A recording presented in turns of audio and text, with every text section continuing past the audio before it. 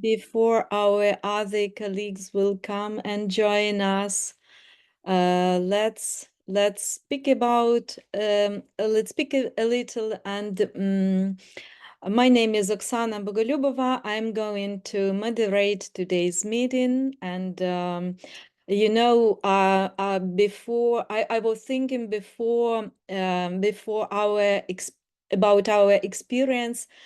And I was wondering, what do you think about these situations like this?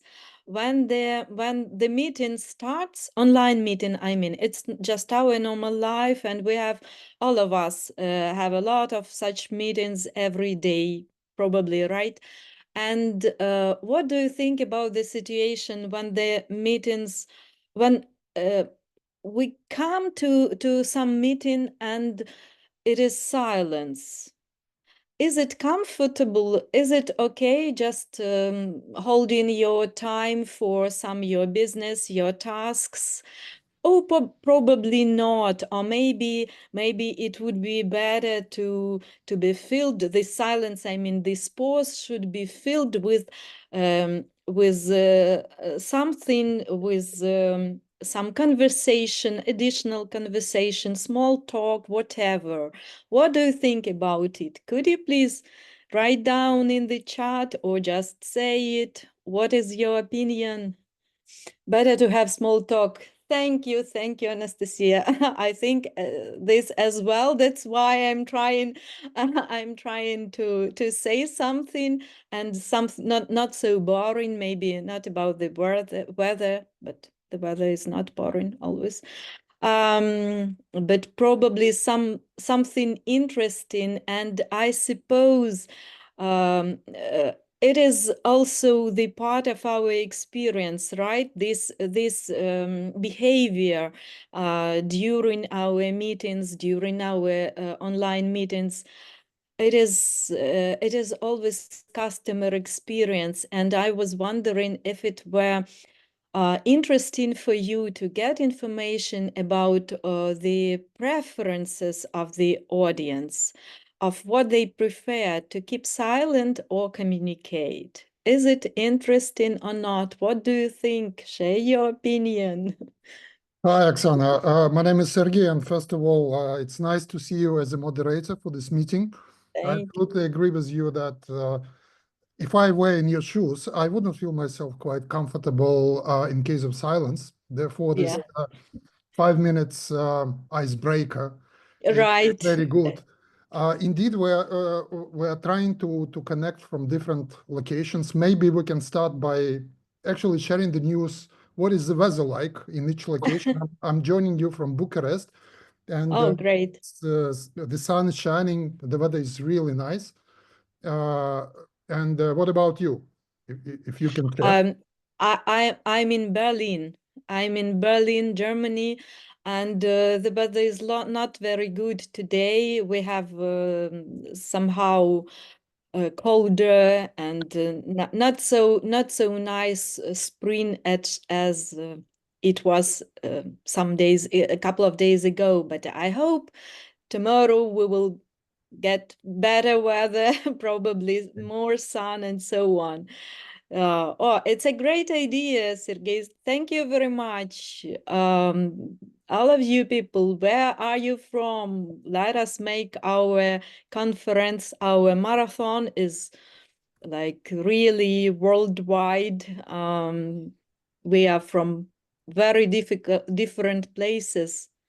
Where are you from? Я за тобой. Ой, Господи. It's okay. Katya, where are you from? Sorry, colleagues. It's okay. Just say, where are you? Is it Kyiv or? Yes, it's Kyiv. It's Kyiv. I thought so. What is the weather like in Kyiv? I can show you right now. Oh, great. Yes, right now without sun, but it's a little bit windy with wind, but yesterday was better. Okay. We really hope everything will improve in Kyiv, and not only weather. So We're keeping our fingers. Yeah, we hope so. We hope Yeah. so. Yeah. Ludmila, what about you? I see another guest, Ludmila, and I want to connect. Oh, we have Emil in Varna, Bulgaria. Great, Oh, Emil. Emil is here. Hi, Emil. Yeah. How are you doing? Very good, very good. Thank you for inviting me. We have a typical March weather here at the seacoast, 24 centigrade, sunny, beautiful. You can only envy me. And Emil, by the way, thank you very much indeed. We we know that you have extremely tight and busy schedule. Nevertheless, you agreed to join us and to share the information about Shopmetrics, and I'm personally looking forward to it. Yeah, It's an honor and privilege. Thank you for inviting me. I would have not missed it for anything. Okay, thank you. Thank you for coming, and we'll hear you, we'll give you the word, the microphone, and we are expecting for something interesting from you, Emil. So yeah, maybe Oksana, it would be helpful if you can outline what we're going to accomplish today. What is the agenda? Yes, I know. Don't be in a hurry. Yeah, we'll have so let us start. I see we are 43. Some people are joining, or we'd better wait. As I know, we have about 60 participants today, but it is 44, 45.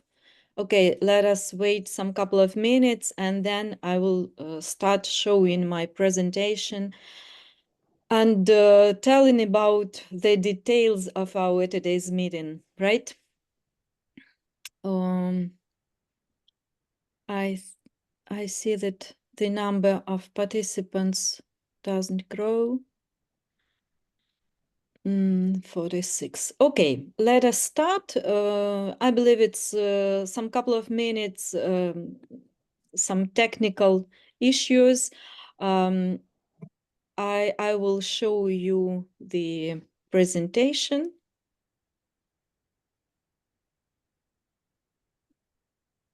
Yeah.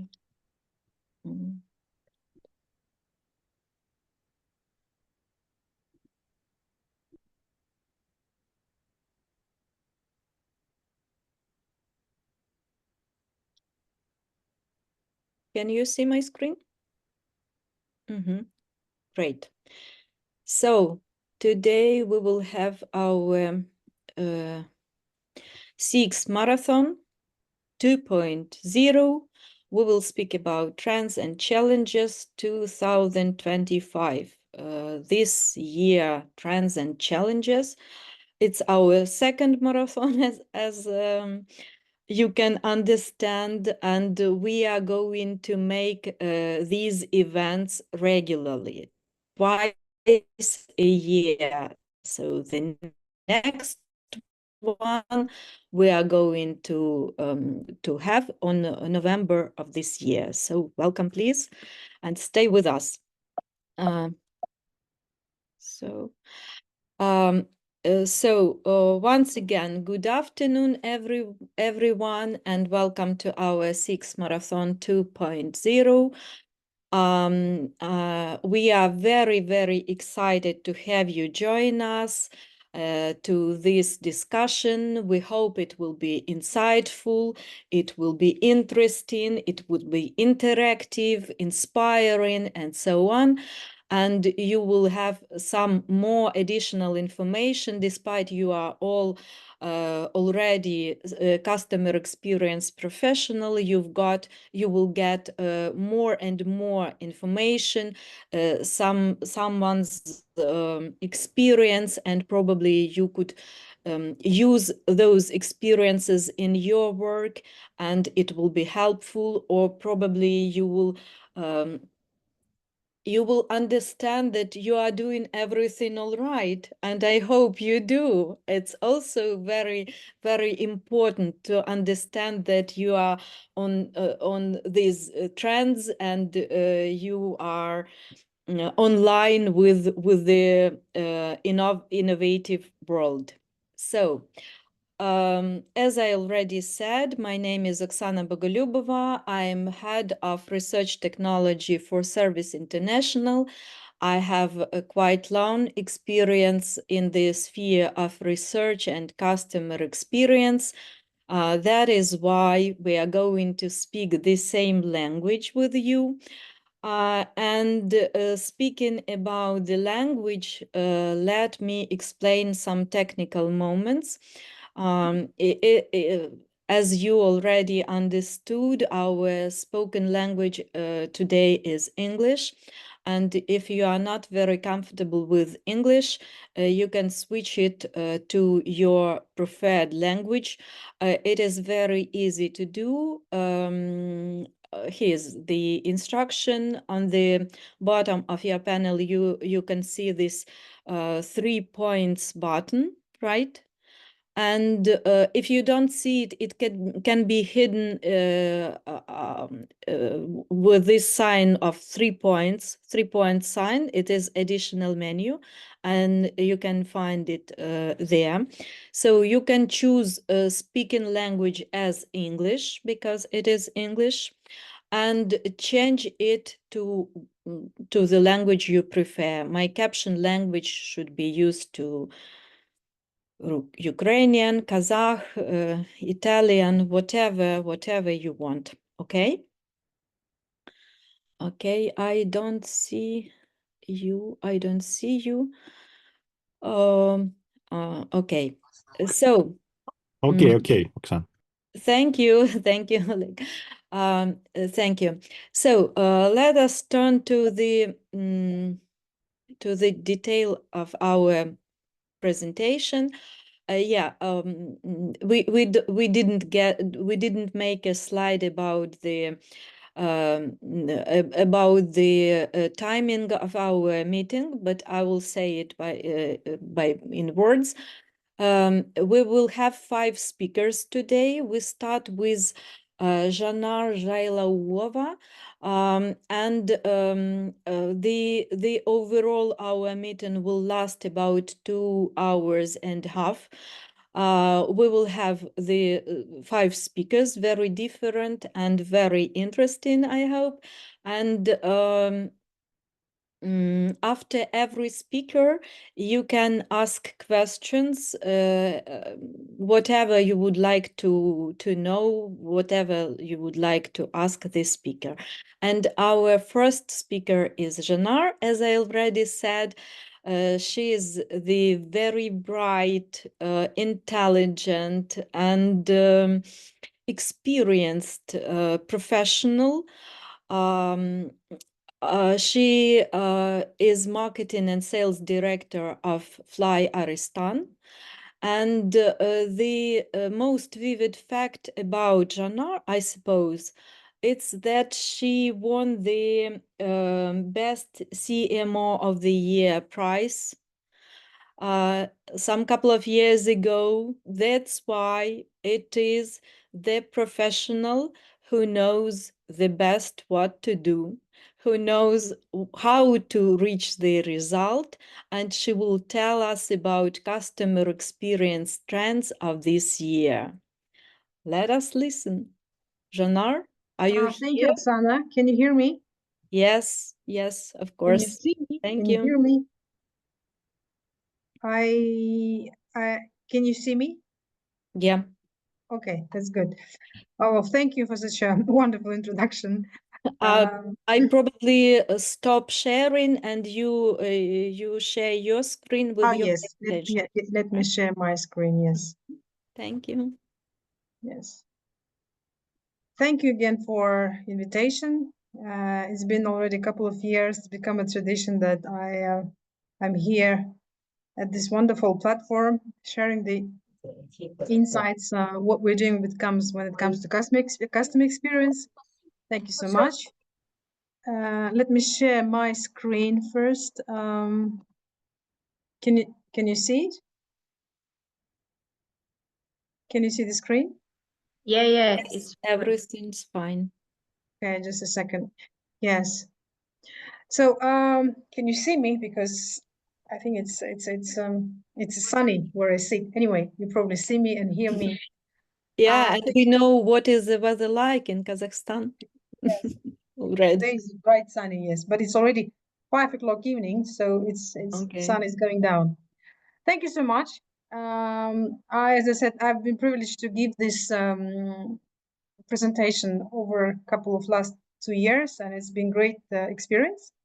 And yes, it's become a good tradition that we share insights on different industries, how the customer experience is improving, and it's really nice to see the trend. Today, I would like to share with you how we have adapted new practices when it comes to customer perceptions of our brand, when it comes to new ways of how we can interact with customers and improve the experience. If you know, as you know, Flyrstan is a low-cost carrier. It's the first low-cost carrier in Kazakhstan. We belong to Air Astana. Air Astana is full-service carrier. We're low-cost carrier. So these are two brands that we operate in Central Asia. And I would like to start first saying why we have been formed and what is our value to our customers and how we build the experience out of this value. Our first goal was to make sure that we let people to have budget travel. We're the airline who give people opportunity to travel to places they have never been. And we make people who've been traveling by bus or by train before to afford to travel by airline. So our customers, most of them, not most of them, I will show you the stats. In average, on every flight, about 10% of our customers, they're first-time flyers. And this was our mission. We want people to fly on airplanes and to see new places. So when we talk about customer experience, first thing we should know that, and we always track this, is the purpose, why they travel with us. Who are these people that we're creating customer experience? So below you will see statistics of the purpose of travel that flies on our Flyrstan. The majority, these are people who go to see their family and friends. It's a 42% of all our people, they travel to see family and friends. Less than 30%, these are business people. 90% people are leisure, and 7% is they are students, they're going for study. So these are the picture of why they travel on us and for whom we give this experience. And the next slide will show you how frequent these people are traveling with us. And more than half of people that travel with Flyrstan, they travel 1 to 3 times per year. 37%, they travel 1 to 3 times per month. And less than about 7 and 3%, you can see that only 3% travel several times a week. And 7%, this is my first flight ever. This is an average. In average, we get from 12 to 15, 12 to 10% of this is my first flight ever. So why I'm telling you all this is just to give you the picture of who are the customers and what challenges we as an airline have when it comes to their expectation and experience on us. Another statistic that I wanted to show you is that the younger generation, the customers who are younger than 25 and less than 40 years old, they're the ones who are less satisfied with us. But the older people, the elder people, if you notice, older than 51 and 60, they're more satisfied. Why I'm saying is this. Of course, the younger generation, they want more digital. They, on every customer touch point, they are less, I would say, I forgot the word in English, tolerant. They want everything now. They want everything customized, fixed. They want it now because they were born in an era when internet was already there. They have no patience. Whereas elder people, they value reliability. They value on-time delivery, on-time performance over digital tricks, I would say. They are more happy when airline takes them from point A to B, safe and sound, and they value that. Whereas younger generation, they want fast application, they want fast check-in, they want contactless resolution. They want everybody to answer their call in 5 seconds. So they're less satisfied. And why I'm saying all this is this, we have two challenges when it comes to customer experience in low-cost carrier. First challenge, I'm talking about Flyrstan. First challenge is that we have problem explaining, I would say not a problem. There's a problem of understanding low-cost concept. They tend to compare us with full-service carrier. They not happy that they need to pay extras for food menu, for seat selections, for extra baggage. And the second conception, the second customer experience challenge that we've got as a brand, as a company, is that our goal was to create new passenger segment to give them opportunity to travel and see new places. And it's another challenge for us because it is difficult to make people travel when they never traveled before. And when we were promoting, when we were putting our communication to the market, okay, travel to this destination, you travel to that destination, our fares is low, our prices is on budget, blah, blah, blah, blah, blah, blah. It wasn't really catching. It was not.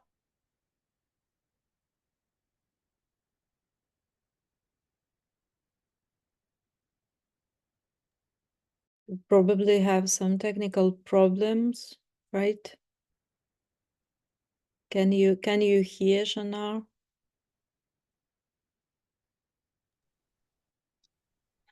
No, we can't. We just see her slide. Yeah, it's. I think it's a problem on her side. Let let us wait a little. I will call her 1 minute. Sorry. Okay, thank you, thank you.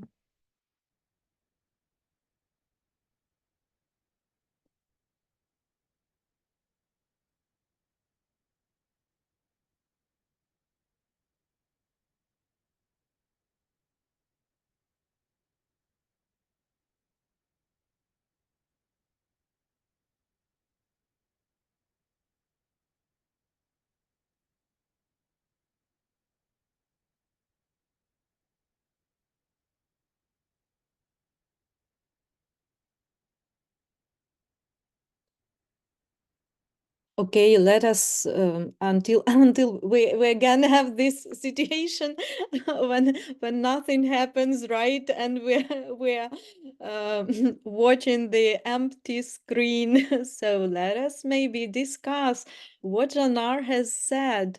What do you think, colleagues? What do you think about traveling possibilities? Do you remember? Probably someone will share your own experience about traveling. How was it for the first time? What was important? Maybe I don't know. What do you think? Okay, I'm moderating, so I'm speaking today. Okay. 1 minute. Janal will be again here. Okay, sure, we are waiting. Hi, Oksana. I will help you a little bit. I'm also from Air Astana. Thank you, Veronica. Yes, I'm from a classical one. If we talk about Air Astana group, it is Flyrstan, and Janar now will tell us. We'll continue in a few minutes. And if you have any questions, you're already here. I'm so sorry. Yes, I was trying to help. Thank you, Veronica. Thank you. So sorry. Okay, I'm back. I was saying that traditionally, of course, airline focus a lot on the main journey, on the main interaction when it comes to the airport, onboard, and arrival. This is the main area. This is the most time where customer spends with us. But however, having said that, by the way, I'm showing you this like most of key areas where we're as an airline, we're trying to focus our efforts. When it comes to booking, it's the context UX UI. As I said, everybody wants mobile application working like, speedy and a website running like hell.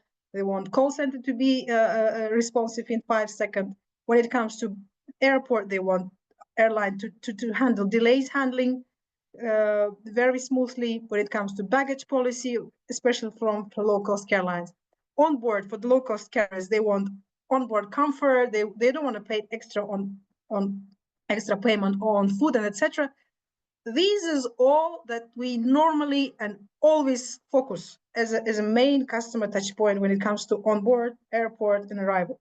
However, my subject today for today's CX challenges would be slightly different. It will be about inspiration and search, because as I mentioned to you earlier, our two challenges: first, explain the low-cost model, why they need to pay extra on boards, and why we are low cost, why we don't have restaurant on board, and etc., and why we don't have business class. And the second is to make sure people understand and they are open to travel to see new places. So what we did before, as I said, we're explaining, we were advertising ourselves to the customers. Okay, this is new route, very cheap. Please fly with us. However, it's not always working. And what we did, we changed. I'm just trying to show you new practices that we adopted and it worked for us. We created travel block. In this travel block, what we tried to do, we tried to combine these two things. We created own travel block where we were showing how to travel on low-cost travel, how to check in, how to do the baggage, how to pay at the check-in, how to buy food, and etc. Everything we were trying to show in this blog. Plus, we were trying to show the destinations where they can buy, for example, anything that they want, like budget traveling. We were showing them what they can do in Kutaisi, for example, what they can do in Baku or Urumqi.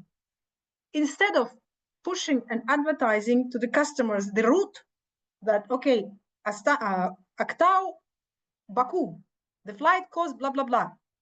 Flight operation these days. We understood that this is not working. We focused on creating the need, why they should go there, and how they can travel budget by showing every details of the trip. The travel blog was created in-house. It is lady that works for Flyerstan. It's not external company. She's showing the vlog as if it's a normal passenger traveling from point A to B. I would like to show you some teaser. Can you see? Yes, we can see, but Yes, we it's don't working. hear. There's no sound.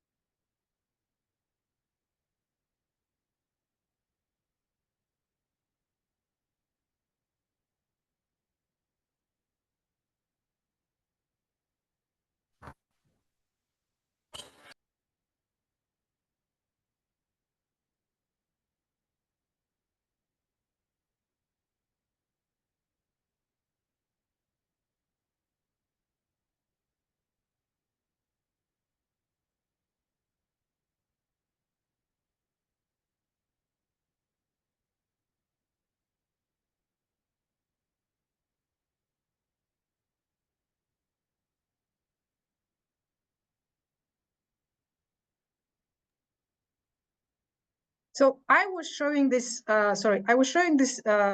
video, the collection of those travel blogs, just to explain to you the concept that we were trying, as I said, to show a normal passenger how to travel budget, how to buy a taxi, how they can exchange money, where they can exchange the buses, how to get there, everything about budget traveling. So they are not unfamiliar, so they are not afraid to travel somewhere they have never been before. So they are more aware, because sometimes those information, little details really, really helps to make decision to travel. Even us, we are, I would say, advanced travelers. Sometimes when you go to the new country, the first thing you ask, okay, how to get from airport to the city, how to exchange money. Although you've been traveling half of the world, you still have those questions. Imagine those people who's never been abroad, who's never been on a plane. They have thousands of questions. So we understood that experience that we're going to build it comes from these little details. And what it shows, actually, this inspiring and educational content that we put together, where we tried to close two customer experience challenges that we face. First is the low-cost model, that you need to pay for A, B, C, D, that you need to make sure that you pay for your baggage, seat, etc. And the second is to understand how to travel to those places where we promote, where we operate. These type of actions, these practices become popular. I'm trying to show with this the views that generated those videos. Just have a look that, like for example, Azerbaijan Baku created over 363,000, Urumqi created 463,000, and etc. But just to compare our previous videos where we were trying to show how to check in, where we're trying to promote new destinations, look the likes and views that we used to have. It's like 200 or less than 100 versus those blogs. You understand what I'm trying to say here, right? So these videos that we used to produce to explain, okay, please come to airport, check in, press this, press that. We're trying to engage with these small videos, showing them what to do on board, and all this. They were producing very small quantity of videos, whereas that produced, you see, it's just boomed. Those videos where we are trying to put little, we're not being very, how to say, in English, where we're pushing to buy our services. We're trying to show very gently through those videos how to travel budget. And it seems like it is working for us. So we have created those videos and we are on the way to create more. What else we changed and other practices that we adapted? Because the concept, the customer concept of our brand is still yet to be explained. There's still some negativity when it comes to cost. Again, this extra payment, you pay for food, for water, for check-in if you're not checked in online, etc. And every time in social media where we're trying to be explaining, yes, we're low cost, our model is this, our model is that, it seems to be less engaging. And what we did, we changed our approach in threats. We became more bolder, like Ryanair. For people in Kazakhstan, this is like a first experience. What we did, we tried to become like Ryanair, when they can laugh at themselves, when they can criticize themselves, but by this they can reach higher audience. By this they can deliver the message that they want. For example, we wrote like this: если вы думаете, что кто-то задерживает рейс специально, то у нас для вас новость. Это кто-то точно не работает во Flyrstan. If you think someone is deliberately delaying the flight, we have news for you. That someone definitely doesn't work at Air Astana. And this type of created very higher and larger engagement. And this is where we start to see like more jokes towards our brand. The customer concept of our brand, some of them are still negative, but we can see that, okay, it's slightly changing now. Or for example, we start joking. We never used to do that. Like, okay, guys, urgent, what should I give to my girlfriend for Valentine's Day within the budget of 10,000 tenge? And we would respond, a ticket for Flyrstan, and etc. Example of good audience interactions and positive feedback in these comments, for example, we say like, okay, люди, которые едят рамен на борту, знают эту жизнь лучше всех. Again, we're trying to explain that, okay, you can eat ramen, yes, it is like noodle soup, ready noodle soup, but still it's cool, it's like a cool. And we've got those like cool interactions. Before we would say our food, you can buy our food, it's payable, blah, blah, blah. We used to give more negative comments saying that you sell everything, you are this and that, you don't care about your customers. But when we changed our approach, saying like this, we see that, okay, it's working. People start to understand us. So what others are saying about us on Threads? I mean, we've got those very good comments like, one day I will have a post where the Threads monsters like Aviasales, Hyundai, Flyrstan, Bank FFY, Timur Turlov, Kaspi KZ start advertising their services in the comments. That's when I think I will start rapping in Kazakh. These brands that are listed here in the first column, these are one of the major, larger brands in Kazakhstan. And if we are, and we got to like, okay, Flyrstan, among those monsters, brand monsters, and we're being accepted as a positive brand, again, signs that, okay, our experience of having these threats is working. We are kind of in the right directions. So these two practices that we applied this year when it comes to customer perceptions and their overall experience, we just started by end of 2024. And we are now moving towards, I mean, these are threats we started in January. First block we started last quarter 2024. And it seems like it's going forward. It seems like we are on a right track. Yet a lot of things to do yet. Still, when it comes to experience, as I said, airlines, they focus a lot on the major customer touch point, which is airport, onboard, and arrival. These are largest customer touch point where we focus. However, from marketing and sales perspectives, we all know that everything starts earlier. People get to know brand and they set their expectations far earlier than they come to the airport. So this is the goal for Flyrstan now, to set the expectation, to explain who we are through those practices like this. I hope you enjoyed it. Thank you very much. I tried to be very fast.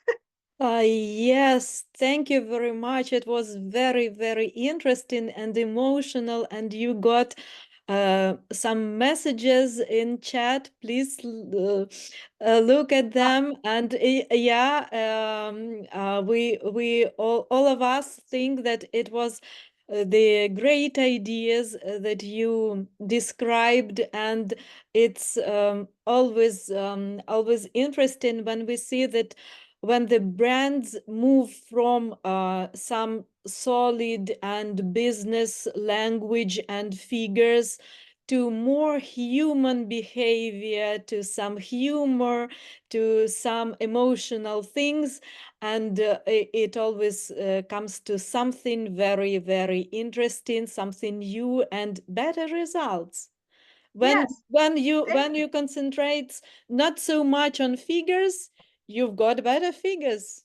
Absolutely. When we start being less traditional, less business, less how to say, when we're relaxed, actually, the things start changing.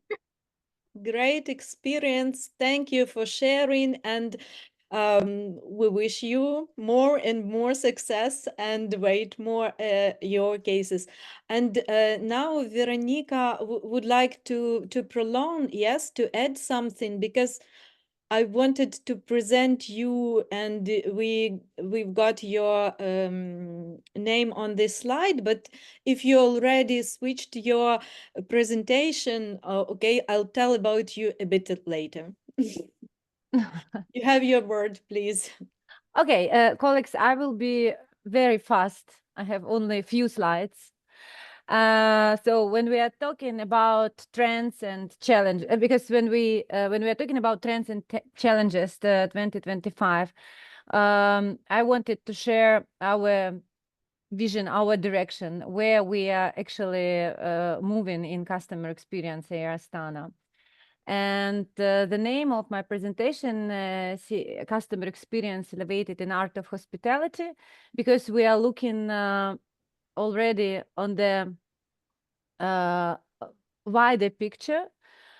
I will share with you we are actually looking on the total experience. And total experience, it is when we are saying total experience, we are talking about classical customer experience where you have all the emotions, expectations of the customer, the needs. And this is why I'm telling this, because when I go through this four component, I can demonstrate the challenges where they are appearing. So when we talk about customer experience, and considering that we are working in this area almost 5 years from 2020, then it is, let's say, easy for us. Then, of course, it is employee experience. And with employee experience, also we have this employee net promoter scores, and we make such projects like volunteers. We are supporting our ground staff, our frontline staff, with our office employees in the very hot period when we have a lot of passengers. And this project already run in the second years, and we see the very positive results, because people, the frontline people who are really overloaded getting support, and our office people see how they are influencing from back office on the customer directly. And here, the third area, this multi-experience, and this is the area where already started to get the challenges, because multi-experience, it is actually experience in all touch points, and regardless, is it digital or is it personal? And what does it mean? It means that it should be so easy to buy tickets, to refund tickets, to get through in the call center. And in all touch points, we want to provide the same level of excellence, the experience with the same level of excellence. And together with FirstService, we second year, 2 years, we are making the mystery shopper research. And this year we checked 470 standards, and we see that our multi-experience is different. Sometimes it's not so easy to refund tickets as it's easy to buy or something like that. So there is already, we can see here the area for improvement. And of course, the fourth component, this is user experience, and this is, let's say, effort score. Digital and also not digital, because what does it mean? How much lifetime our customer should spend in order to get what they want from us? And this is really important area, because this is the time that our lifetime, it is the most valuable. Of course, this is very much supported with all digital technologies, and this is also trends for Air Astana. We have we have really direction to the digitalization and digital transformation, and the biggest challenge which is come ahead, this is the silence of experience disciplines, because when you see our customer journey, I know that these letters you don't understand, but behind these letters you can see the each stage, yeah, and also we separated the product creation. That's all unit which are contributing on each touch point. And sometimes we have up to 10 units and departments, different departments, which are contributing to each touch point. And yes, and behind of that, this is very easy, but this is fundamental. There is processes behind. And in each department, because it's easy, the people are doing their best. There is understandable that processes can be efficient, okay? But departmental, how the processes are settled between departments, this is the biggest challenge which is come.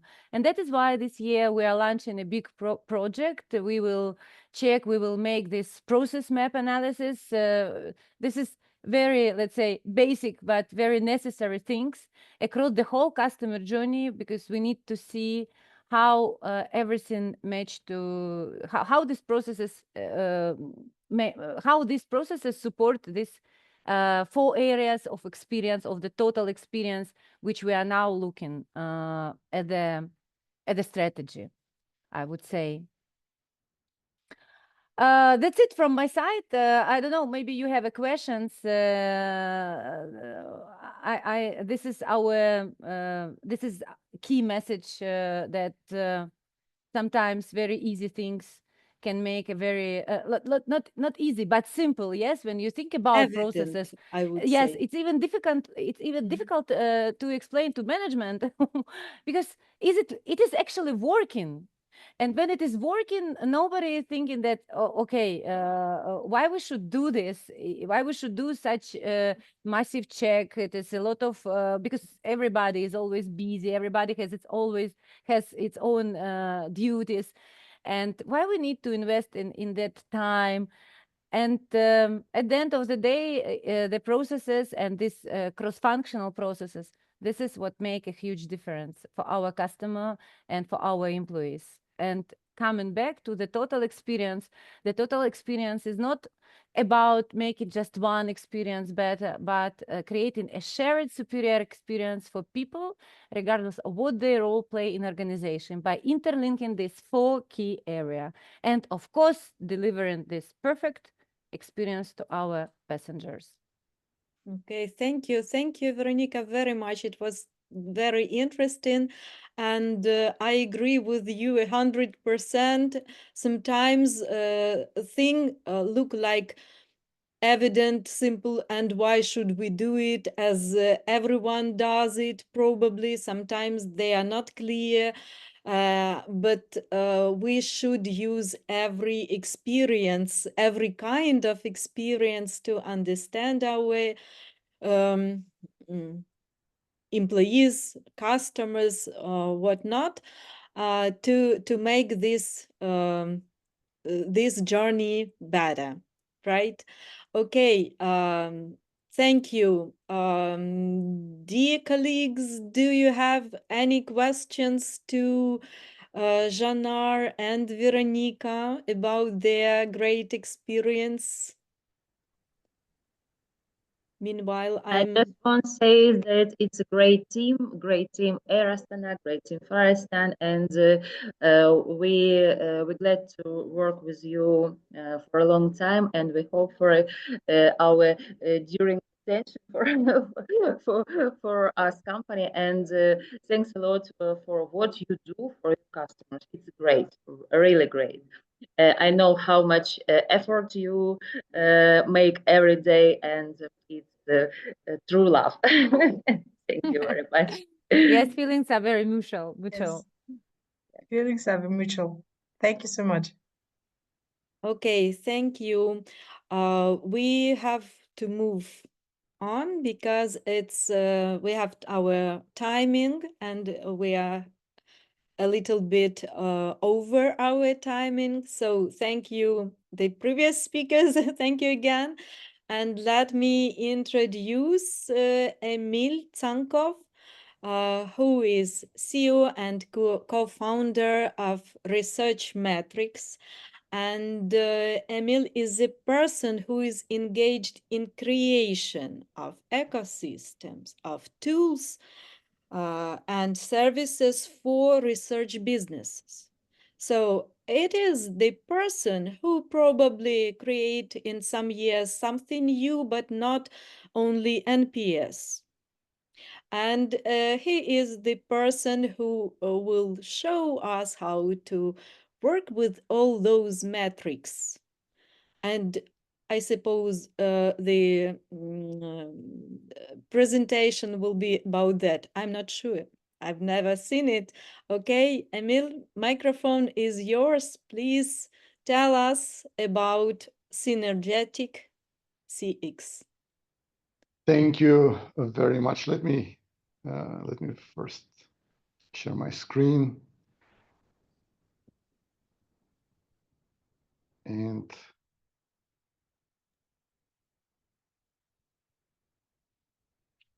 just a moment. It's okay.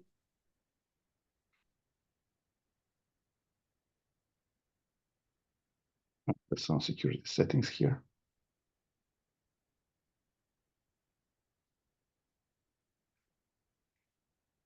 All right.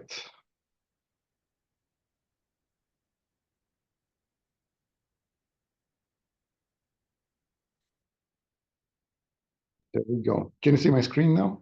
Yes, and I should once again remind about the timing. Please don't speak very a lot. I understand that you have the information and experience. Thank you very much. No, absolutely. Well, first, thank you very much for inviting me. It is a privilege and honor just to share something that you certainly don't know.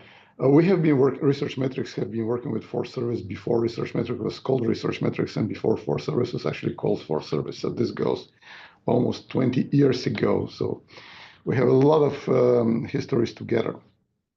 Today, I will be talking about creating a synergistic understanding of the customer experience.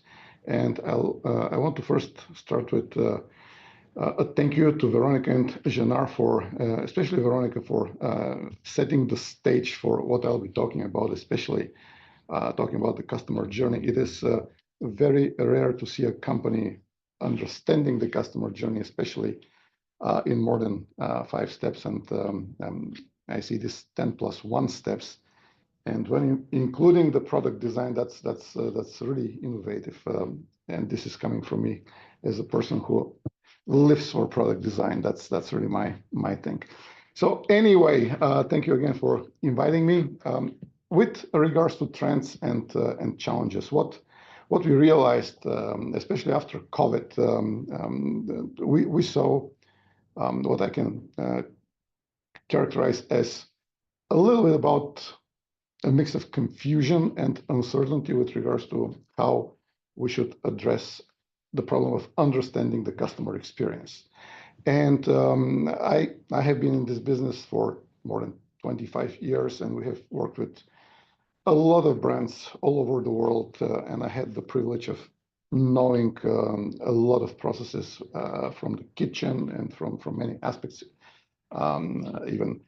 So that is why about 2 years ago, we at Research Metrics came up with the idea to launch what we call the customer experience channel. And the idea was to invite customer experience professionals to share their experiences. And initially, we're not quite sure if this was going to take off, if we'll get people that will be willing to share their experiences. But what was quite surprising for us is that every month we were having this long podcast, almost 3 hours, and we invite customer experience professionals, and they do share a lot. And this has been really a journey for myself as well. I thought that I knew something about customer experience. After any of these podcasts, I actually realized that there is a lot still to learn. So that is the challenge that I will start with, not only in 2025, but that is, in my opinion, always the challenge: understanding the customer experience and what to do to understand the customer experience. So with that in mind, we, in my opinion, cannot talk about customer experience without involving Apple, because Apple is the company, in my opinion, that knows customer experience, that knows product design. And the first quote that I'll share today is Steve Jobs. One of the things that I've always found is that you've got to start with the customer experience. And that's a good quote, but the question is where really to start with. Veronica laid down the foundation for what I'm going to be presenting now. We start with the customer journey, and because the customer journey is really the life cycle of the customer with the company from one standpoint, but from a different standpoint, we can look at the customer journey as a collection of touch points between the customer and the business. And this is how I look at it. We look at the customer journey for any business, for any organization, as a sequence of 5 stages: awareness, consideration, conversion, retention, and advocacy. So these 5 stages are relevant to any business out there, and any industry even. And within those 5 stages, we actually subdivide multiple steps. And we have identified more than 200 micro industries, which we have studied, and I think we understand well. And within each micro industry, there is a prevalence of steps and collections of touch points. So this is actually the next slide. Stages, steps, and touch points that are relevant for each micro industry. So within the framework of the CX channel, we studied close to 220 micro industries. And the way we came up with these 220 micro industries is the following. We took more than 10 million locations throughout the world. These are physical stores. We classified those into industries, sub-industries, and micro industries. And then we pulled a lot of online reviews for those businesses. And we used the AI methodology called aspect-based sentiment analysis to build in-depth understanding about those businesses. And I'll go through this. So this first part of my presentation is about understanding the customer experience from 2 different perspectives. There is the customer perspective, but there's also the organizational perspective. And in my experience, these are usually intermingled between the businesses. The businesses struggle separating what is the customer perspective, what is the organizational perspective. And it is important to be able to make that distinction, in my opinion. So another way to look at this separation is the sales funnel as a concept and the customer journey map as a concept. So in my opinion, these are the same concepts from different standpoints. The customer journey is the customer experience. The sales funnel is the organizational perspective, how we drive the customer from awareness to loyalty. And the sales funnel by design is actually always portrayed as a funnel, which assumes that we are losing a customer from stage to stage. And Veronica had a very good question. I wrote it down: how to keep the customer connected across the journey. And it is in my opinion, pivotal question. I'll ask it in a different way: how to make sure that the customer does not exit the journey at any step of the journey, at any stage of the journey, at any touch point. Because if the customer exits the journey, then the sales funnel becomes more and more contracted towards the bottom. So I prefer to not look at the sales funnel as something which by design shrinks towards the bottom, but I prefer to look at the customer experience as a question as to how we can make sure that the customer does not exit the journey at any touch point. And if you look at the journey that way, we need to understand what is happening at each touch point in great level of detail. Which brings me to the second quote from Jan Carlson, the CEO of SAS, Scandinavian Airlines. If you're not serving the customer, your job is to be serving someone who is. And that is really, in my opinion, very profound observation, because this brings us to the back office, or what happens behind the curtains. And behind the curtains, if you now look at this dotted line, if the stages, the steps, the customer activities, and the touch points is really about the customer perspectives. We also have the organizational perspective, which is the business goals, the KPIs, activities, teams responsible, and the technology systems. So this is now the concept of the customer journey extended from the customer thoughts and feelings down to the organizational processes and activities.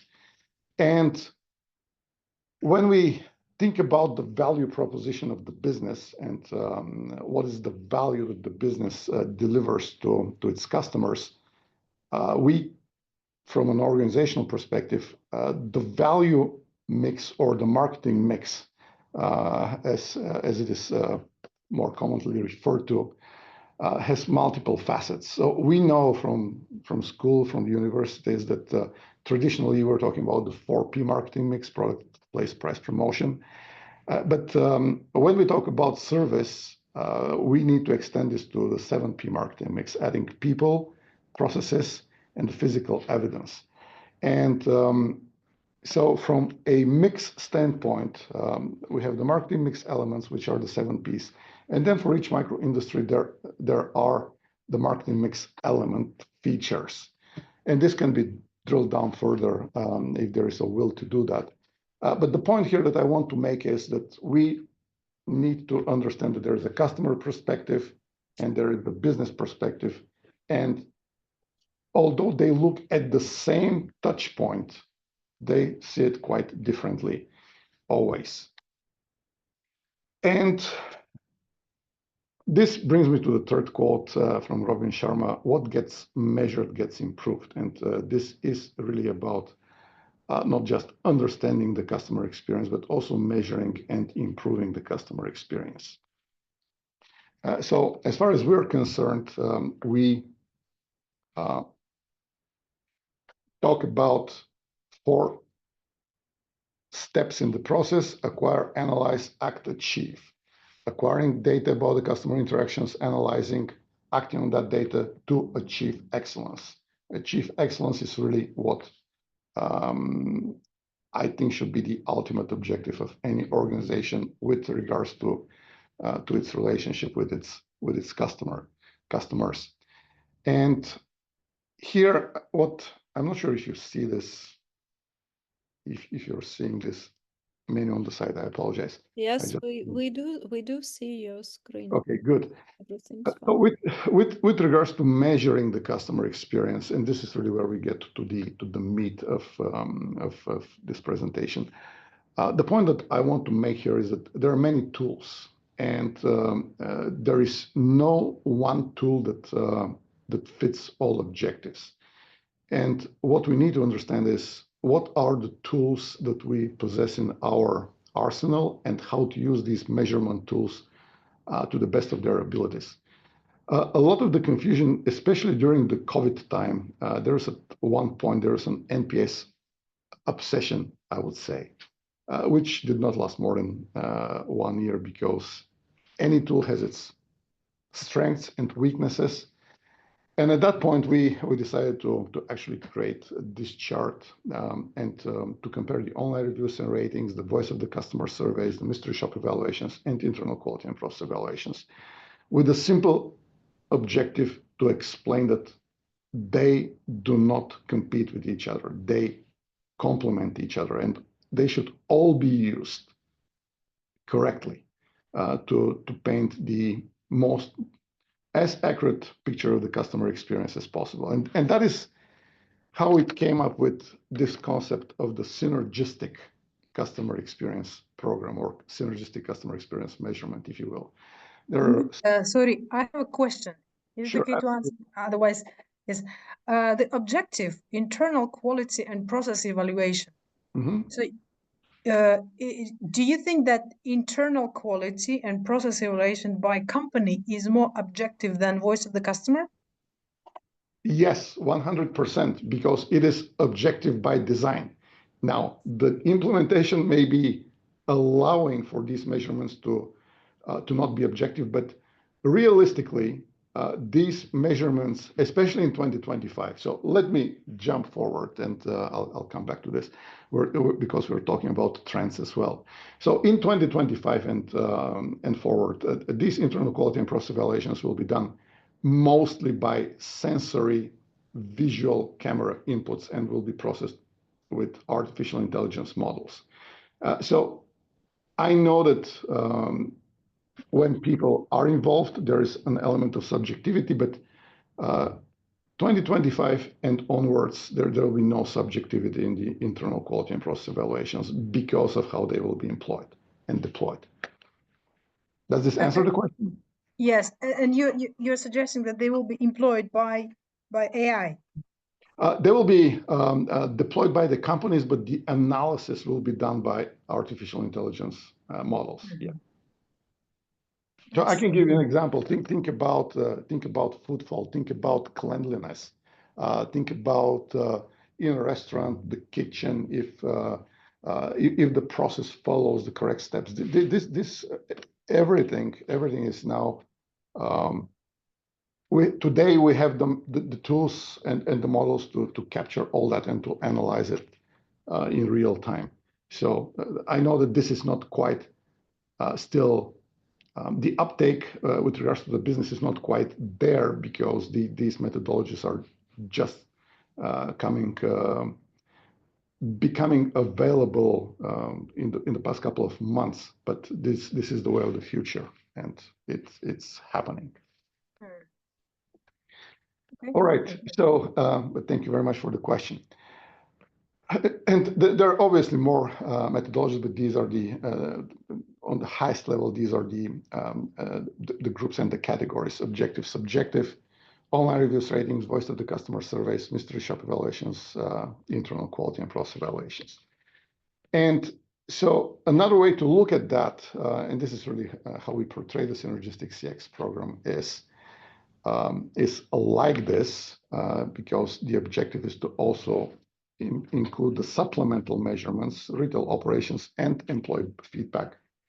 Veronica referred to this as employee experience, which, yes, employee experience, employee feedback is critical to get collected, simply because what we are seeing consistently is that the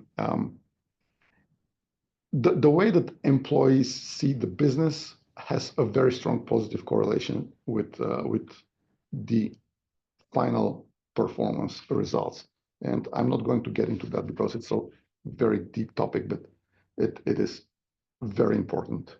And I share Veronica's opinion on that.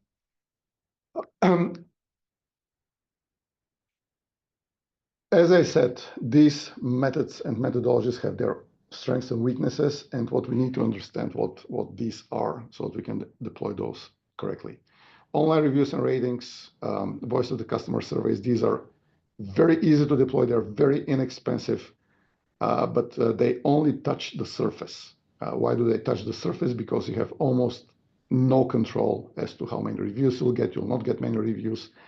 And what we'll see in a moment is the reviews capture the extremes, the most positive and the most negative. Same as with the voice of the customer surveys. But they still give a very good picture. If you want to get down to the root causes, then you need to do the deep dive, and this is where the mystery shop evaluations and internal audits help. From the high level, the industry studies are indispensable, in my opinion, because what we have seen when we analyze these, the micro industry level customer experience, is we saw that on micro industry level, the businesses are very, very similar with regards to challenges, with regards to the way that the customer journey develops, the marketing mix is defined. So understanding the high level is important, because even if you don't have a challenge, you're not facing a challenge, it is good to know what the competitors are facing, how the competitors are performing, and how is the industry performing in general.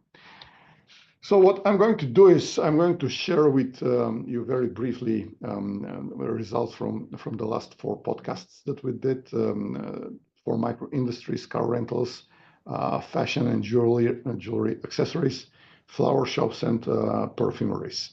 Very diverse businesses, very distinct. So starting from the star ratings, what you can see is that with subjective measurements, you usually get the extremes. You see the 5 stars and the 1 stars. You see very little in the 4, 3, and 2 stars. And obviously there is deviations across the micro industries, but the big picture is pretty much identical. And you have usually 4 times more 5 stars than 1 stars, and that is pretty much consistent. So was it objective? I'm sorry. Subjective. This is subjective. subjective. Subjective. Yeah. Okay. Customer thoughts and feelings are subjectives. Subjective measurements. Okay, so and that is why we say this is looking at the surface. It is limited with regards to measurements, and it is emotionally driven, but it still gives you a good idea. Voice of the customer surveys are very identical. I'm not going to get into those. What I do want to share, however, is something which is very what we saw is very much underestimated, and this is the response time, especially the critical review response time. And this is the response time with regards to reviews with 1 and 2 stars.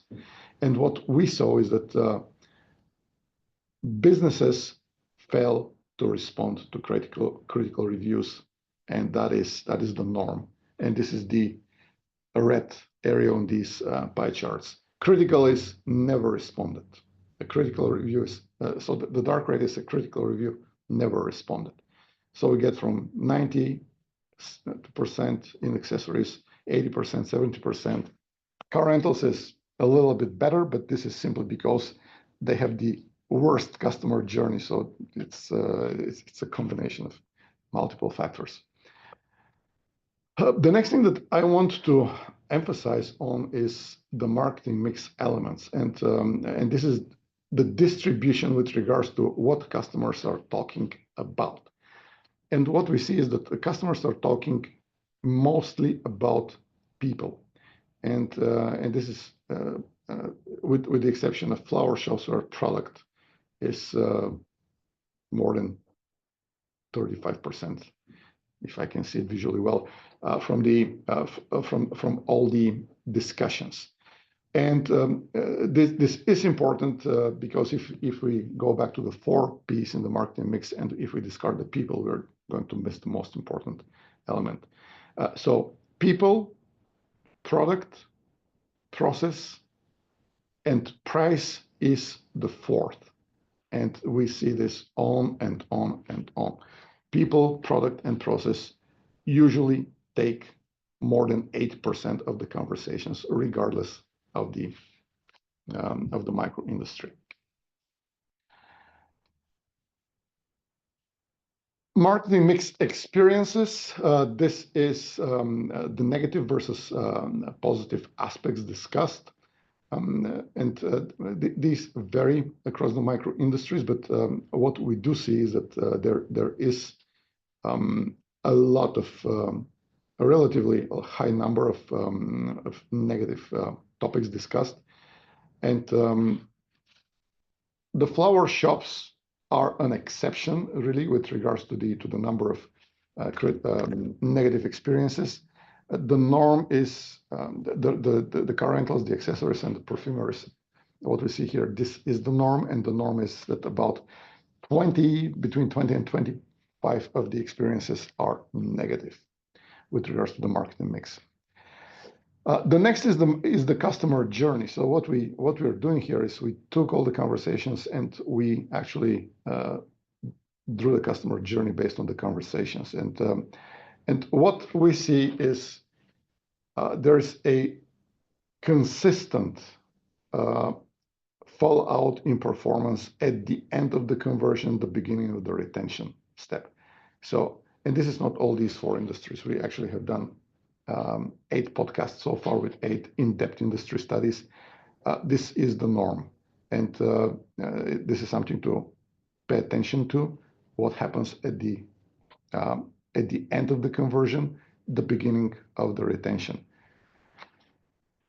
So putting it all together, how to We looked at the customer journey, we looked at the marketing mix, and we came up with this concept of the mix funnel matrix. So this is intersecting the marketing mix or the funnel and intersecting the customer journey and really measuring where the negative experiences are in a more contextual format. So what the results that I'm showing here are from the car rental micro industry, and it is very easy to see that there is actually a conversion of the most negative experiences. The 5 most negative experiences are quite visible. They are in conversion and consideration. There is obviously some in retention, but as far as the 5 most prevalent are concerned, they're quite visible. So what does this give us? This gives us the big picture inexpensively, because online reviews and ratings are inexpensive methodology to deploy. But this really gives us a starting point for designing the voice of the customer programs, designing the deep dives with the mystery shopping evaluations and the internal process evaluations in a way that we are hitting the most negatively performing areas. So what we call it, the objective of the organization is to remove the red. If the red is removed, the customers do not exit the journey and the funnel becomes almost parallel. So ideally, we don't lose customers in the journey. And it is an iterative process. It is a loop which we call the acquire, analyze, act, achieve quality management loop. The ultimate objective is to achieve excellence. Achieving excellence will help us make the funnel really not a funnel, but more so something with 2 parallel edges, and ideally all the customers stay on the journey. And going back to Veronica, this is how to connect, in my opinion, with the customers by understanding in very high level of detail and in depth what connects them to the journey, but more so what would make them leave the journey, because this is really what we need to take care of.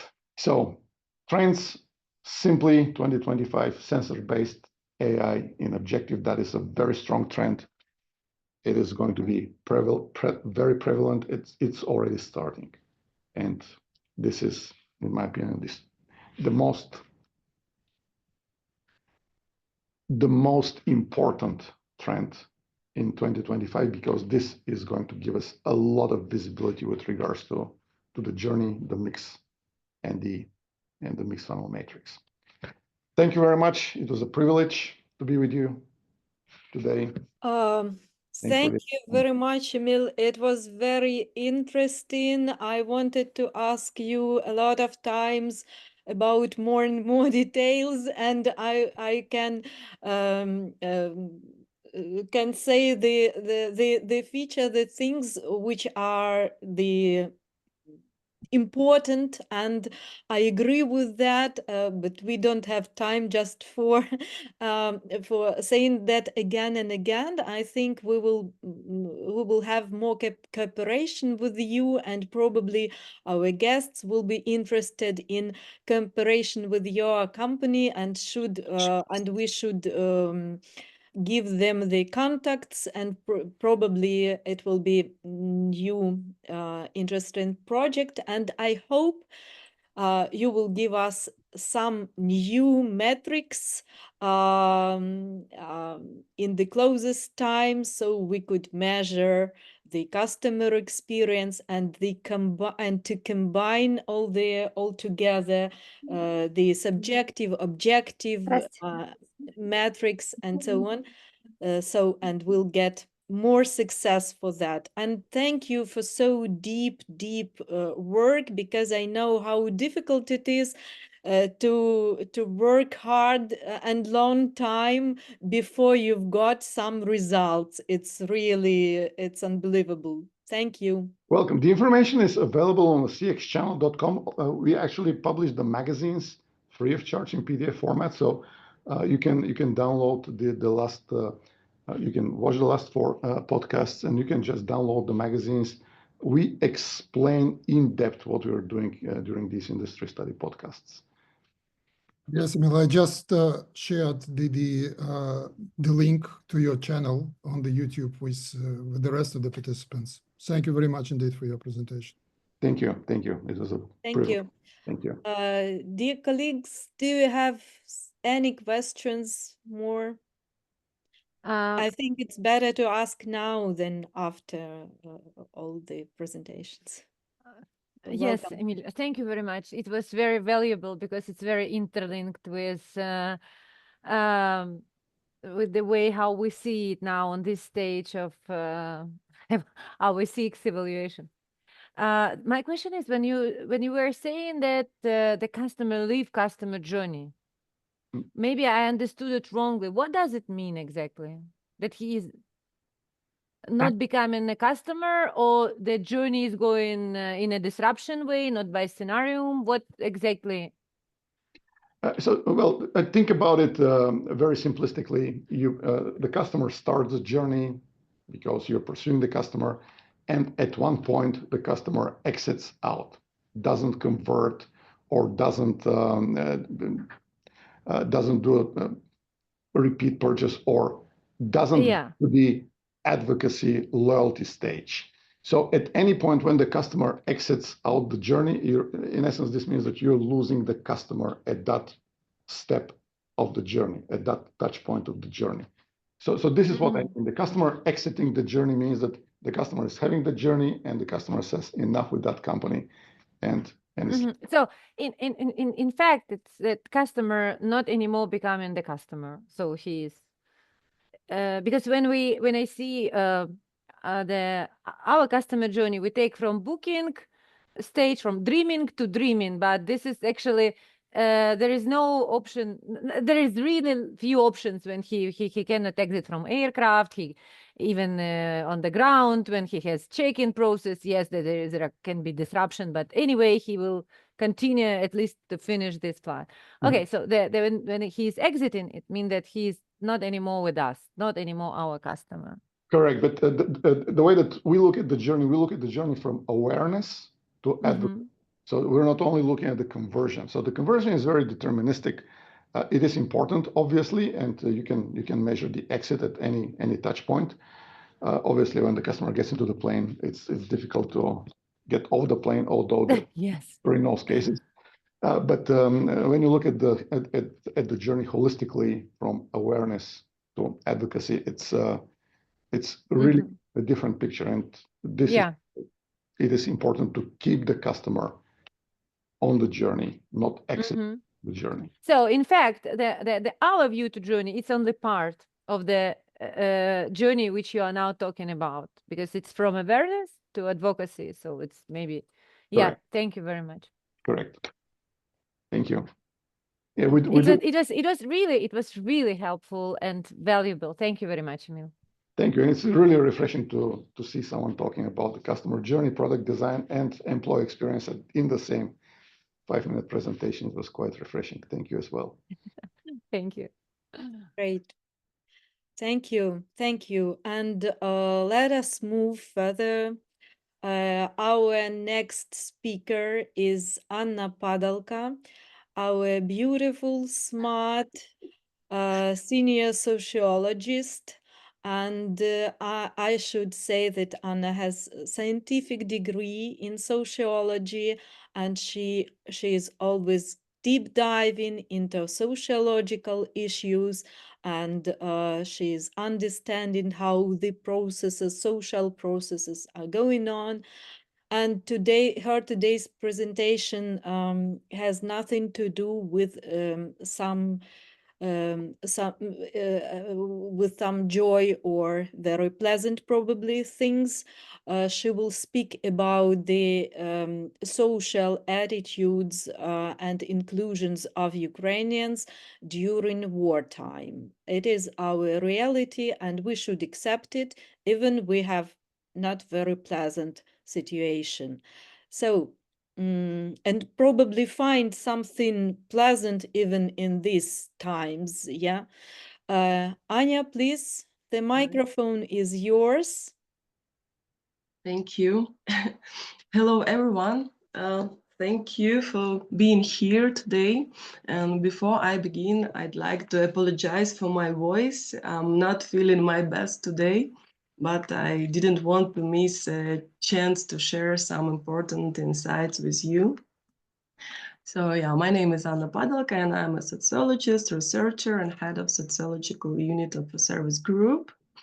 And today I will be talking about the social attitudes of Ukrainians in wartime, how people's priorities, emotions, and workplace experience have changed, and what that means for businesses and communities. And I would ask to switch on my presentation, please.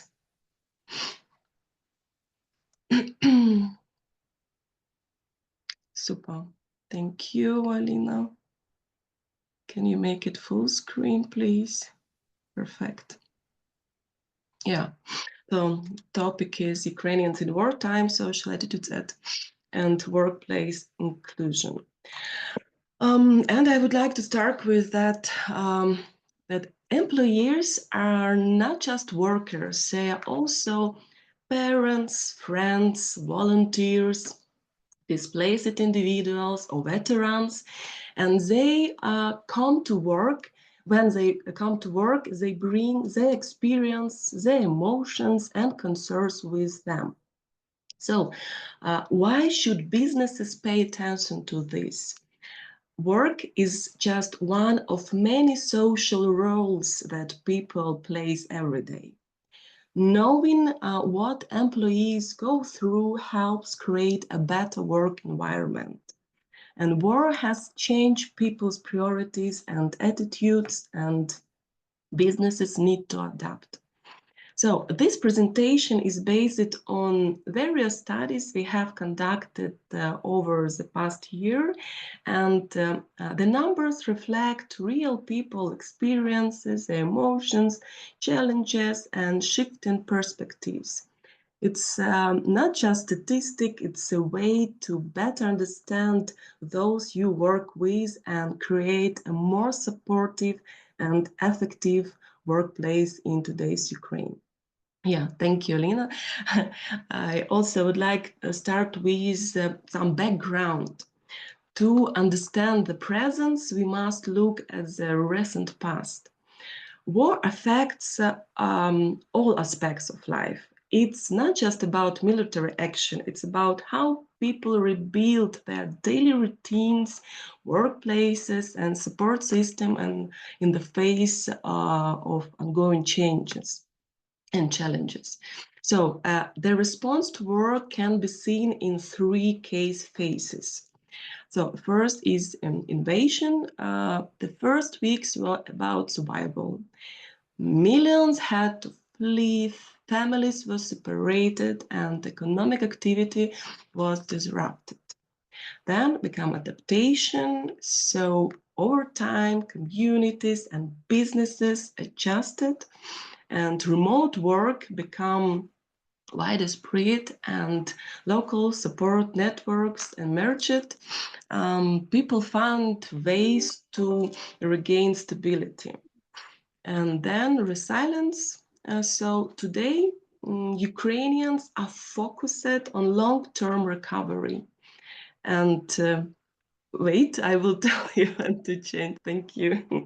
So, and people are seeking ways to maintain stability despite ongoing challenges. Alina, back.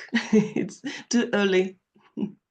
Yeah, back to the slide, still with background, please. Okay, thank you. I will say you next, okay? When I say next, you will continue. Thank you very much. Yeah, and I would like to say that transformation has fundamentally changed not only how Ukrainians live, but also how they work and interact. And now let's go, and next slide, please. Yeah, Ukraine has long been known for its highly skilled workforce, but what is it? You are painting or someone painting? It is Or it's comment starting. yeah, it's something we didn't plan as we have unexpected features. Oh, that's it. I suppose Alina tried to remove these lines before, so everything's fine. No, don't. Thank you. But it is normal life, you know. We always have something unexpected. That's why it's normal. It's life. So go on. Thank you, Anya. Yeah, that's I our thought it's a modern design. Probably. Yeah. probably, yeah, New just artist. to update. Okay, yeah, but I want to say some important things about Ukrainian workforce. So Ukraine has long been known for its highly skilled workforce, with over 70% of employees holding university degrees. However, war has redefined the way people work and the challenge they face. So many professionals have had to relocate and now work from temporary housing on unfamiliar cities. Air raid alert make it hard to plan a normal workday. Also, financial struggles are common as people support not just themselves, but also extended family members. So this slide reveals not just economic shifts, but profound social transformation within Ukraine's workforce. Work is no longer just a professional activity. It has become part of broader survival strategy in a time of crisis. But even for those who still have stable jobs, the emotion and financial burden is significant. But certain groups face even great challenges. So please, next slide.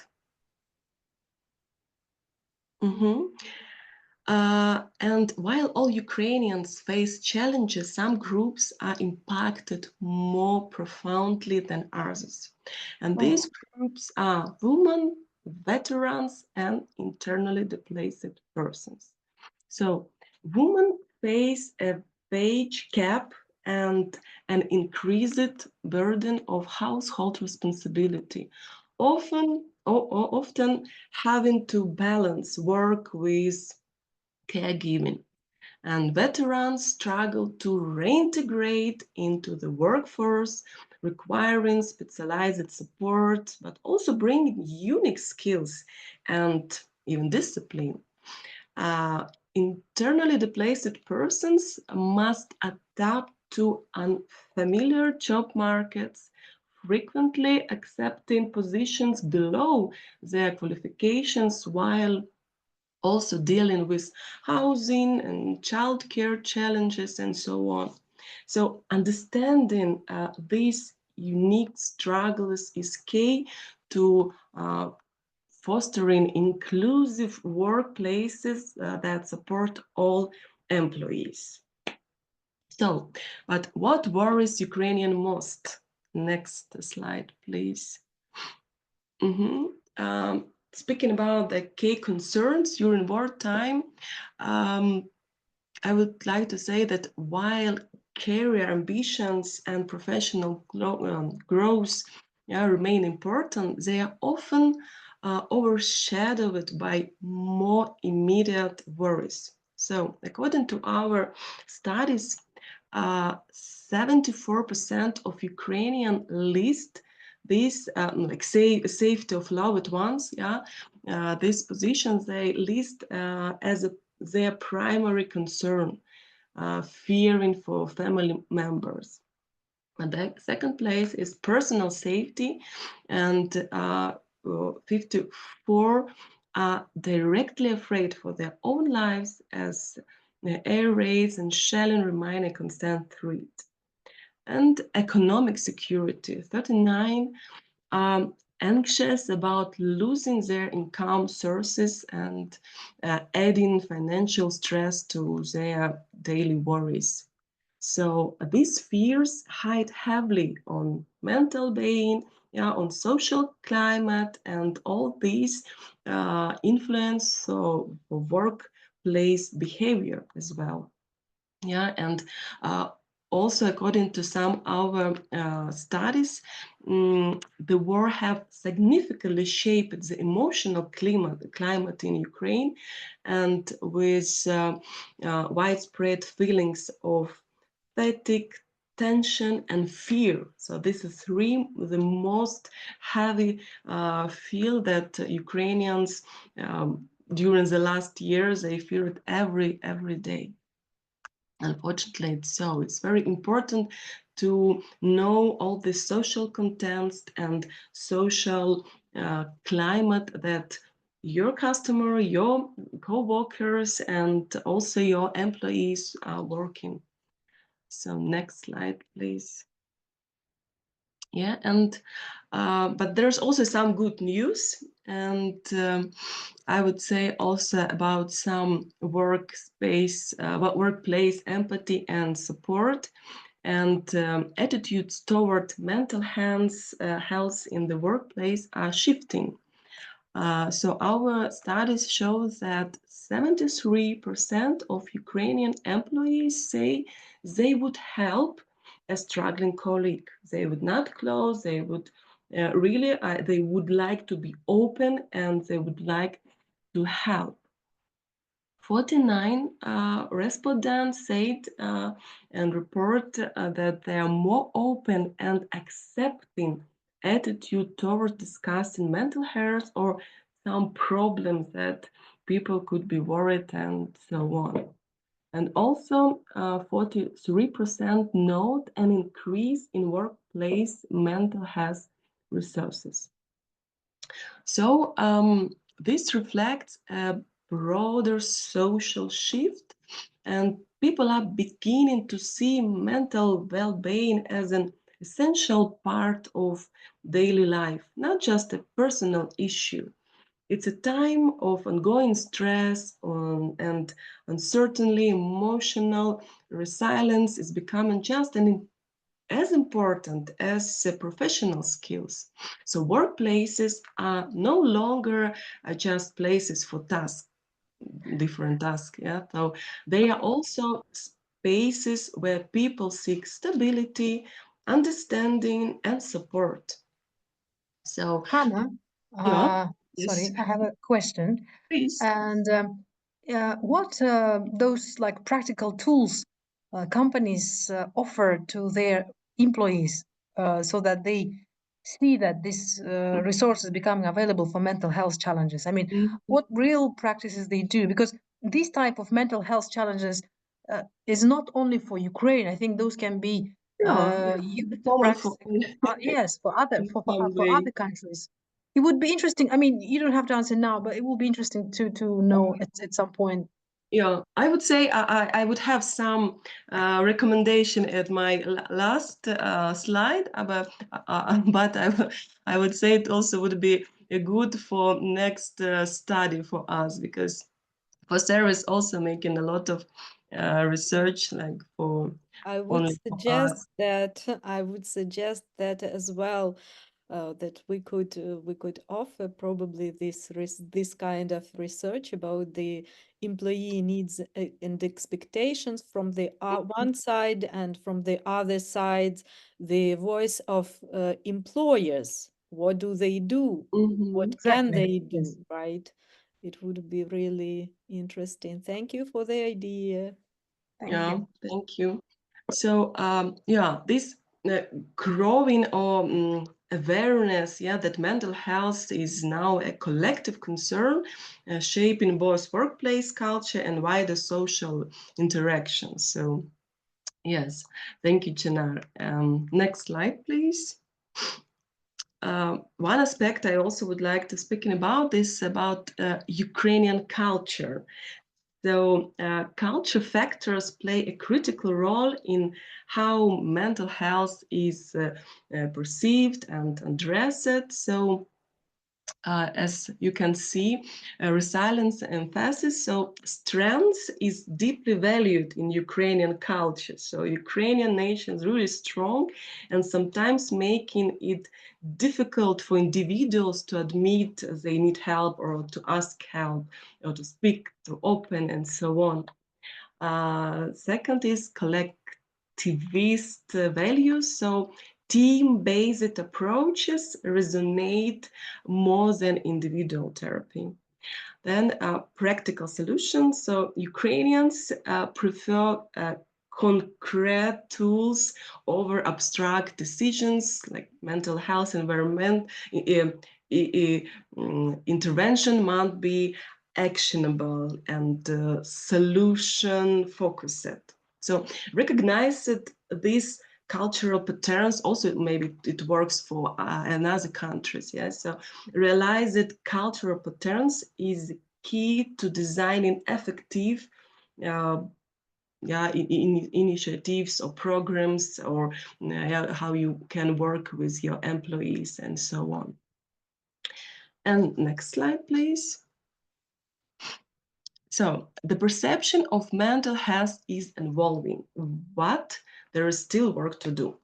According to our studies, 92% of Ukrainians believe that those struggling with mental health needs understanding, not judgment.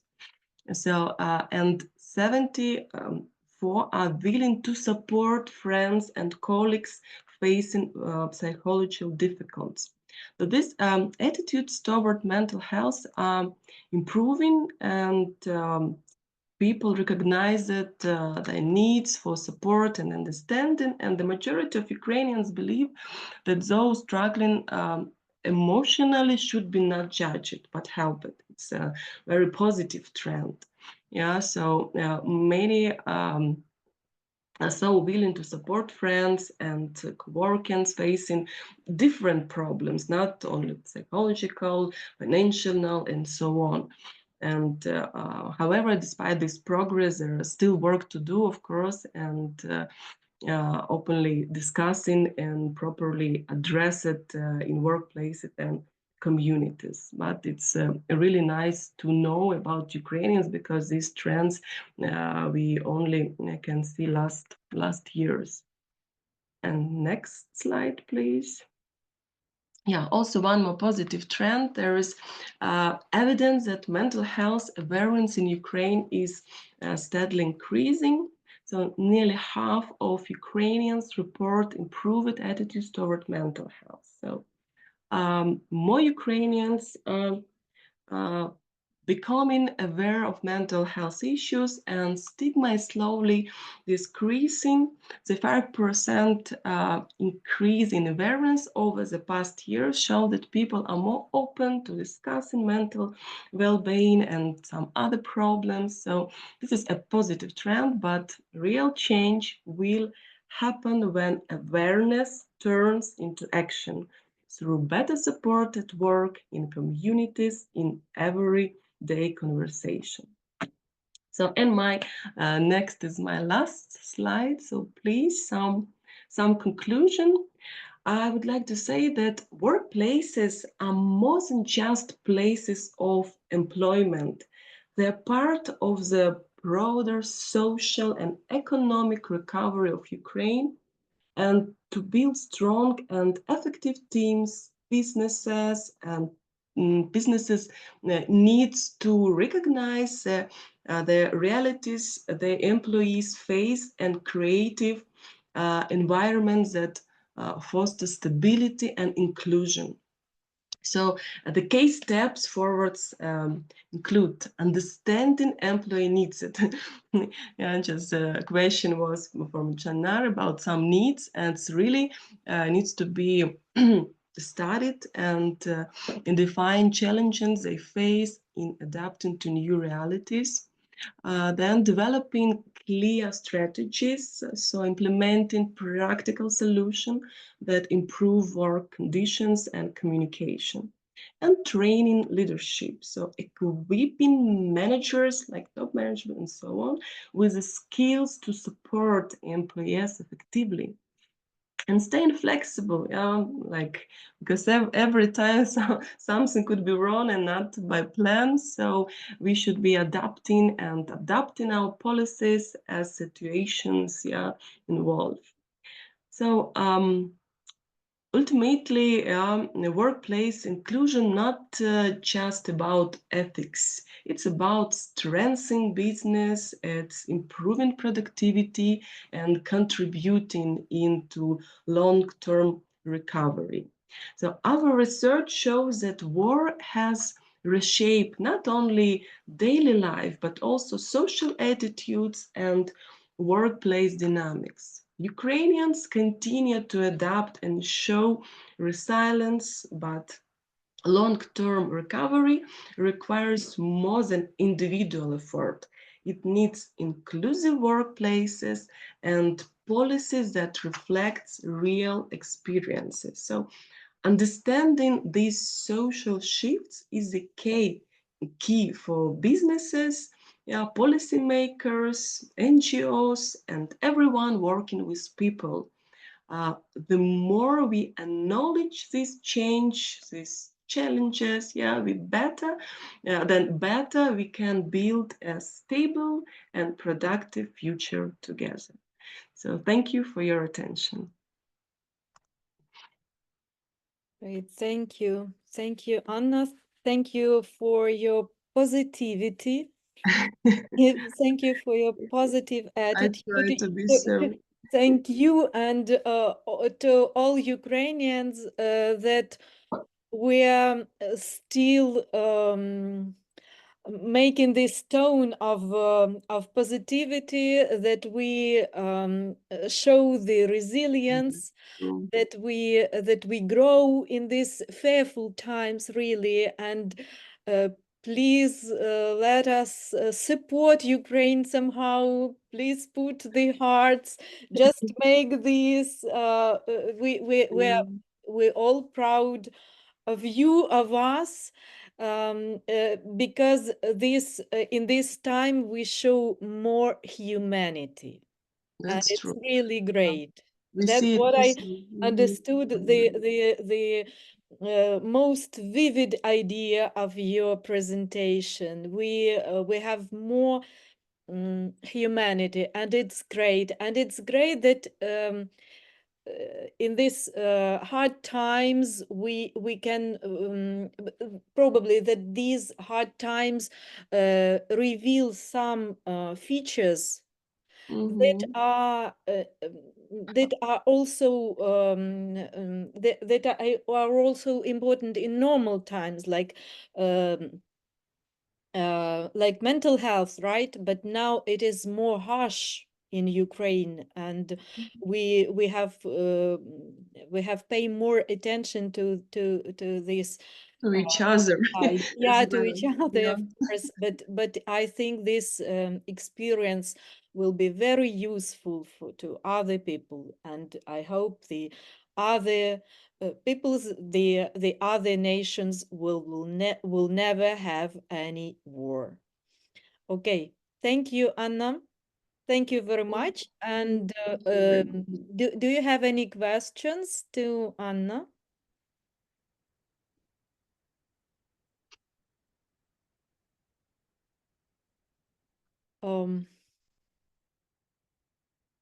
I think it means no.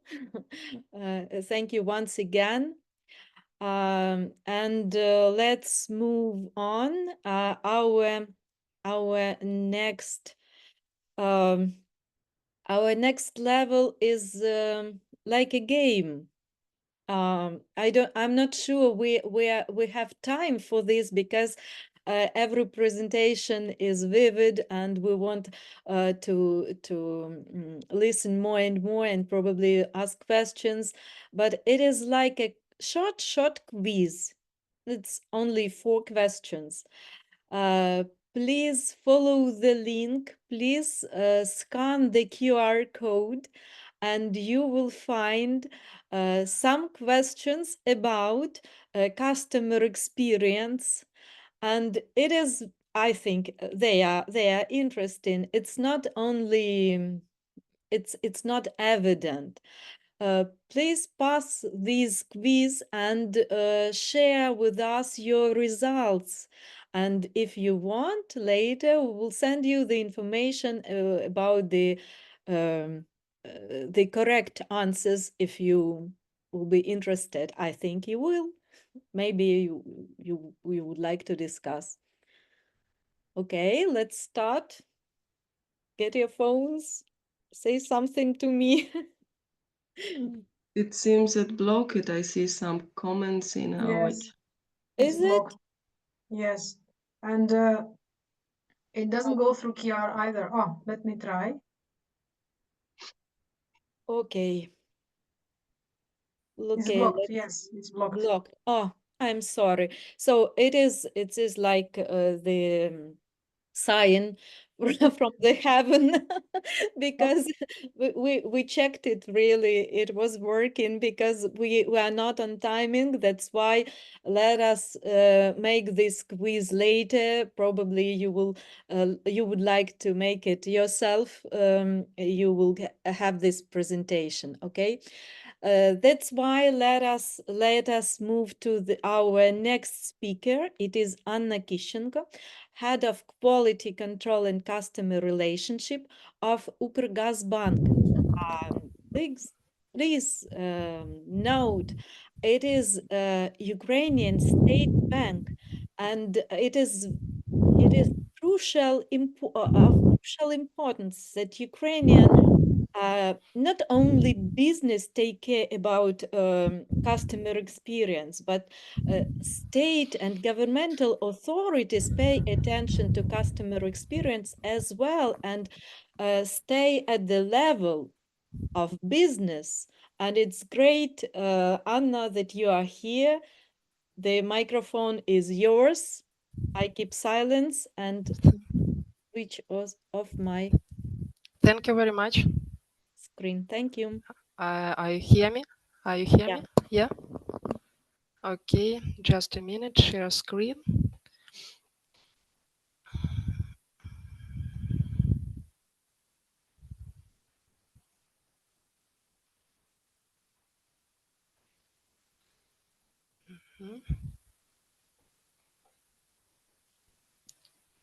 Could you see my ecran? Could you see? Yeah, your screen is Yes. okay. Okay, thank you. I tell you about communication now, building an effective customer feedback system. Maybe tell just new, or maybe repeat what do you know. Tell about what is important for effective communication between a client and a bank. It's just 7 positions. As for me, accessibility, response speed, simple and clear language, full information on the skin of the client's request, hear individual problems, solving non-stance issue, honesty and transparency. And it is important to collect, analyze customer feedback, request, and complaints. Our accessibility is a variety of communication channels. It's practice, it's our channels, what we every day monitoring, analyzing, and communication with our clients. Bank branches, contact center, website, social networks, specialized websites, remote bank channels, simple letters from Ukraine Pochta, Google Maps.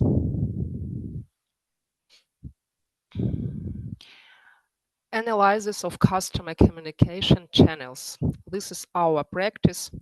And at first, communication channels that are most in demand among customers are branches. It's more 84%. Second, social network, Google Maps, contact center, website, and letters used by customers less than 3 to 8%. The least popular communication channel is specialized website. In 2024, we expanded the number of communication channels by 2 times. We had 4 channels, and in the year, we expand to 8 channels in communication to our clients. We have become more open and accessible to the client. Negative customer reviews or complaints. What do you think, fair or joy? It's during 2024, we increased the number of customer reviews, requests, and complaints by 2 times. Customers give feedback online every day and highlight problematic issues by building a feedback system to 20% of the total customer flow in branches every day. The number of complaints with constructive criticism from customer by 2 times the next year by expanding accessibility in communication channels. Tips for receiving and processing negative. 6 tips. Don't take them personally. Analyze details. Identify constructive criticism. Answer politely. If possible, correct the error and notify the client. Use negative feedback to improve process or products. And the next, about our trends in today's conditions. We received the largest number of reviews, requests, and complaints from retail customer, up to 70% in the next year. The most common topic of reviews on social networks, Google Maps from customer in the next year, mobile application, lending, and service for retail customers. The largest number of reviews by topic, suggestions from retail customers, mobile application, card accounts, and other remote service channels. And inspiring facts in 225, customers mark the most in reviews: competence, operative, politeness, interest in solving problems, neatness, and attention to detail. More than 50,000 thanks during 2024. 90% of clients' systemic questions and suggestions are taken into account when building new and adjusting exciting business process of the bank. And the main goal achieved in the last year, the level of service during 2024 increased by 20% and amounting to 94%. Thank you very much, and I wish everyone peaceful sky. Thank you. Thank you very much, Anna. We wish you great success with your bank and with the customer experience. I would say from myself, don't be afraid to anyone, to everyone, not only to you. Don't be afraid of negative responses because they are always positive. Because it is always information. You were correct. It is very important to respond to negative with positive, and they will transfer in positive when we work with the negative. Thank you very much. Thank you. Thank you. Dear colleagues, do you have any questions to Anna?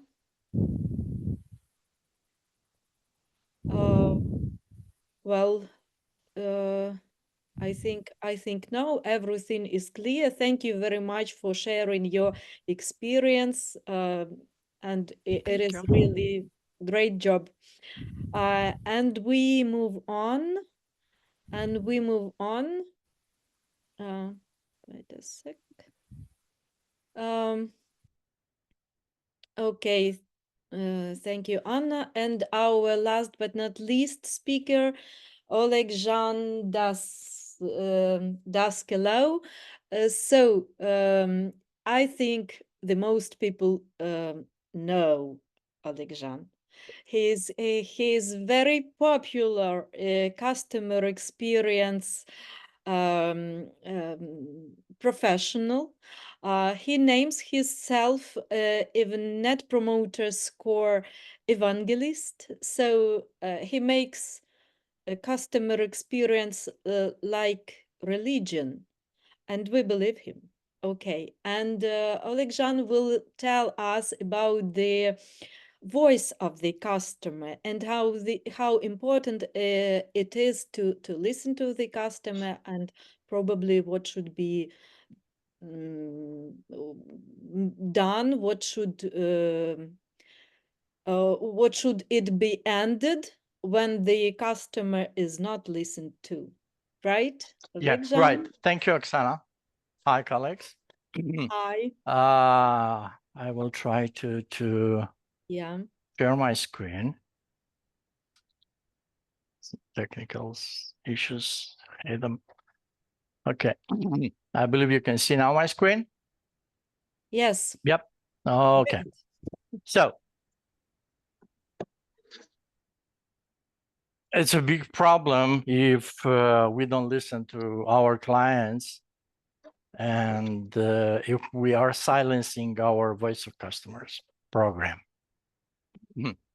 Because voice of the customer programs, they are systematic approaches that companies use to gather insights directly from their customers about their experiences, preferences, and expectations.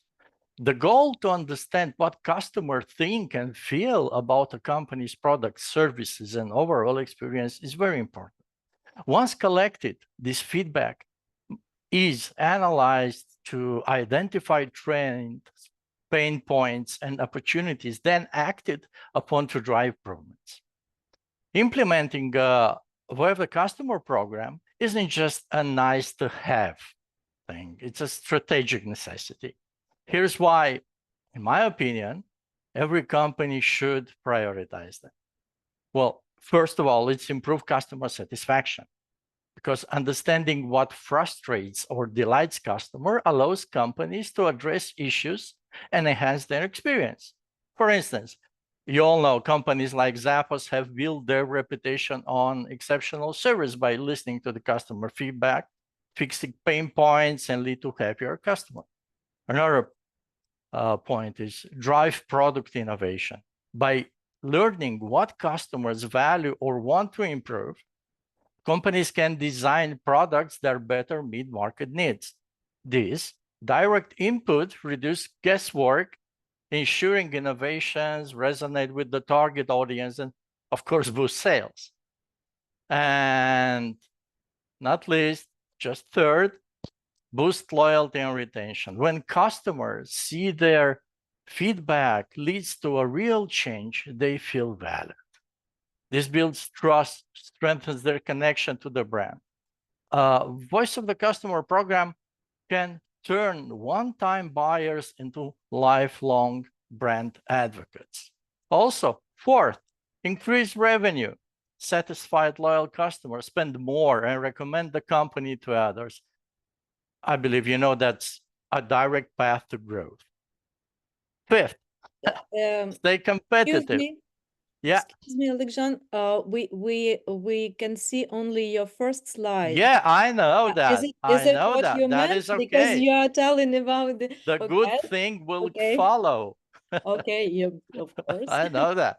Okay, the fifth thing is stay competitive. That's only the introduction. In a crowded market, customer experience is often the deciding factor. Companies that actively listen and adapt based on VOC insights can outpace competitors who rely on assumption or outdated data. In the last decade, many companies have embraced VOC programs, striving to create an effortless customer experience. However, some lack a clear understanding of who should be responsible for managing the program, who should design it, and who should oversee its execution. Without the designated place for voice of the customer program within the organizational structure, companies risk undermining and killing their VOC programs.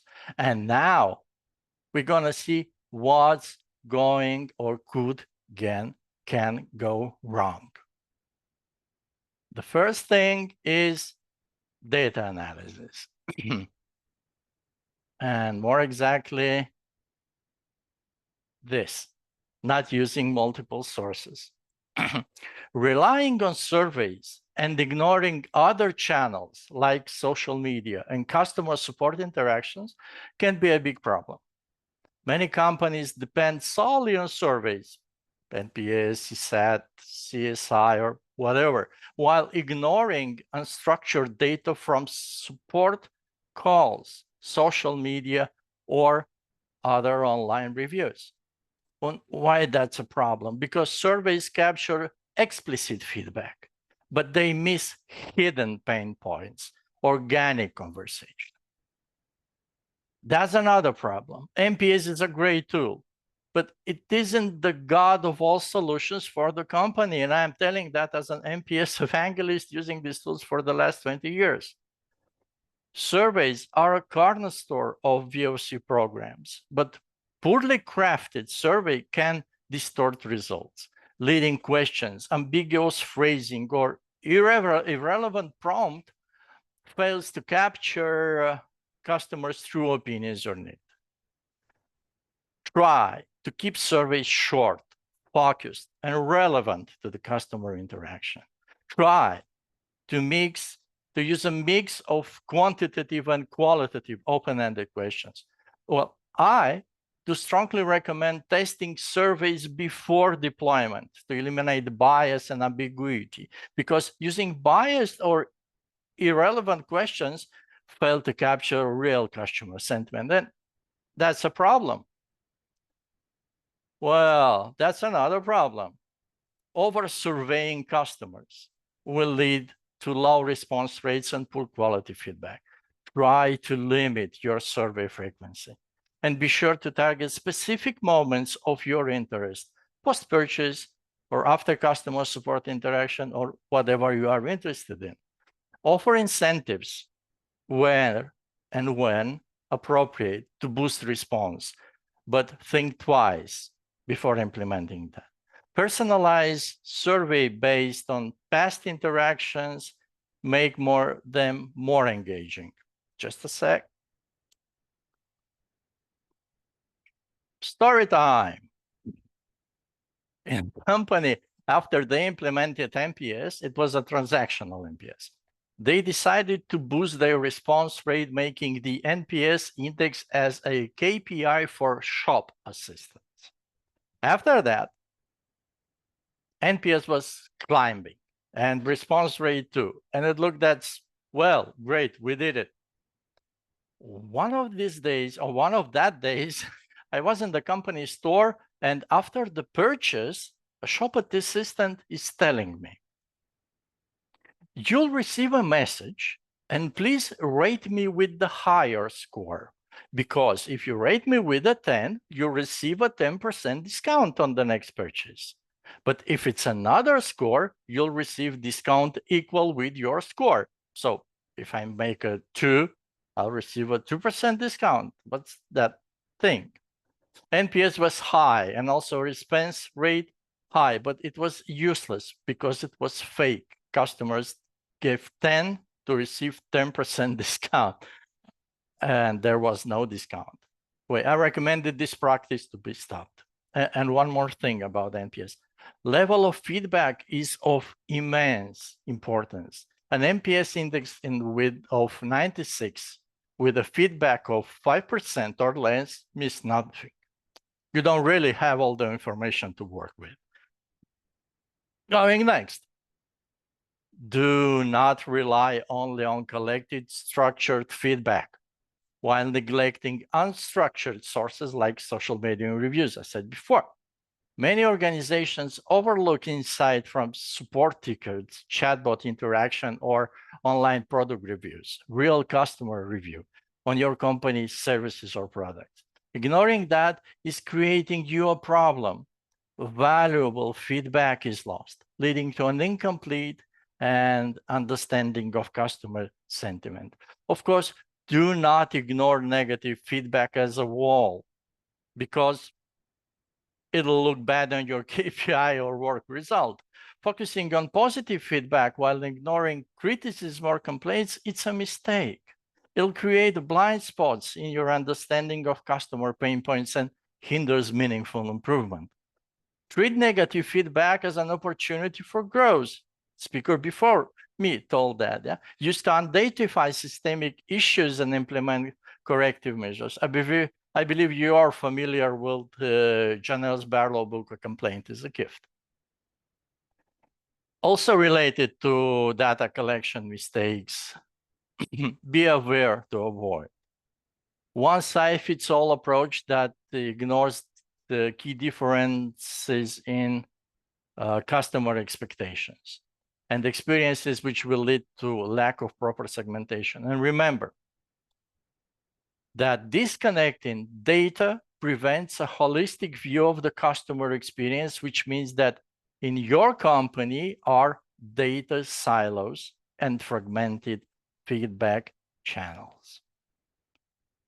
Well, I've told about that. Okay, let's go further.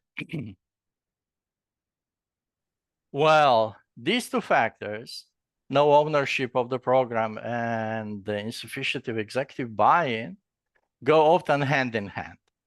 And they can derail even the most well-designed voice of customer initiative. When no one owns the VOC program and senior leaders don't champion it, the program often becomes fragmented or neglected. By assigning clear ownership, establishing a strong governance, and securing executive buy-in, organization can ensure VOC efforts to translate into meaningful business outcomes. The result is a customer-centric culture that drives loyalty, retention, and sustainable growth. Teams may assume that customer support, marketing, or product management owns the VOC program, creating confusion and inaction. Organizations often don't define, in this case, who is responsible for collecting, analyzing, and acting on VOC data, leaving the program adrift. Voice of customer initiatives requires cross-functional collaboration with everybody. Without a formal owner, coordination efforts can stall. Another important thing is lack of immediate ROI. When senior leaders may see VOC as a cost center rather than a strategic investment, especially if results aren't immediately visible. Okay, well, that will be more correct. Competing priorities. Executives often juggle multiple initiatives, while VOC might get overshadowed by short-term revenue or operational targets. And misaligned metrics that you've seen before, if they are not tied to financial outcomes, revenue growth, churn, reduction, or something else, executives may deprioritize them. Without education on how VOC drives information and loyalty, this program may not be fully appreciated for its importance. Well, some ideas, what can be done to avoid and correct all of this situation that you can see here on the screen. Designate a program owner, assigning a single point of accountability, often within a customer experience team or senior leader who oversees multiple departments, or just create a CX department in your company and the role of a chief experience officer. And this leader will create roles and responsibilities further, outlining tasks for data collection, analysis, reporting, and action planning. Ownership responsibilities must be tied to performance metric, clear performance metric, making it clear how successful is your VOC program, how execution of it impacts individual and team goals. Another thing, it's important to establish a governance structure. We'll talk about governance a little bit later. Forming a cross-functional steering committee, or task force that meets regularly to review VOC insights, align priorities, and track progress. VOC must be linked to strategic objectives. Show how your program improvements drive business goals, like increasing retention, reducing churn, and enhancing brand reputation. Also, try to demonstrate early success, improve CSAT scores, for example, to build momentum and secure further executive support, meaning you must present clear ROI, return on investment, and quick wins.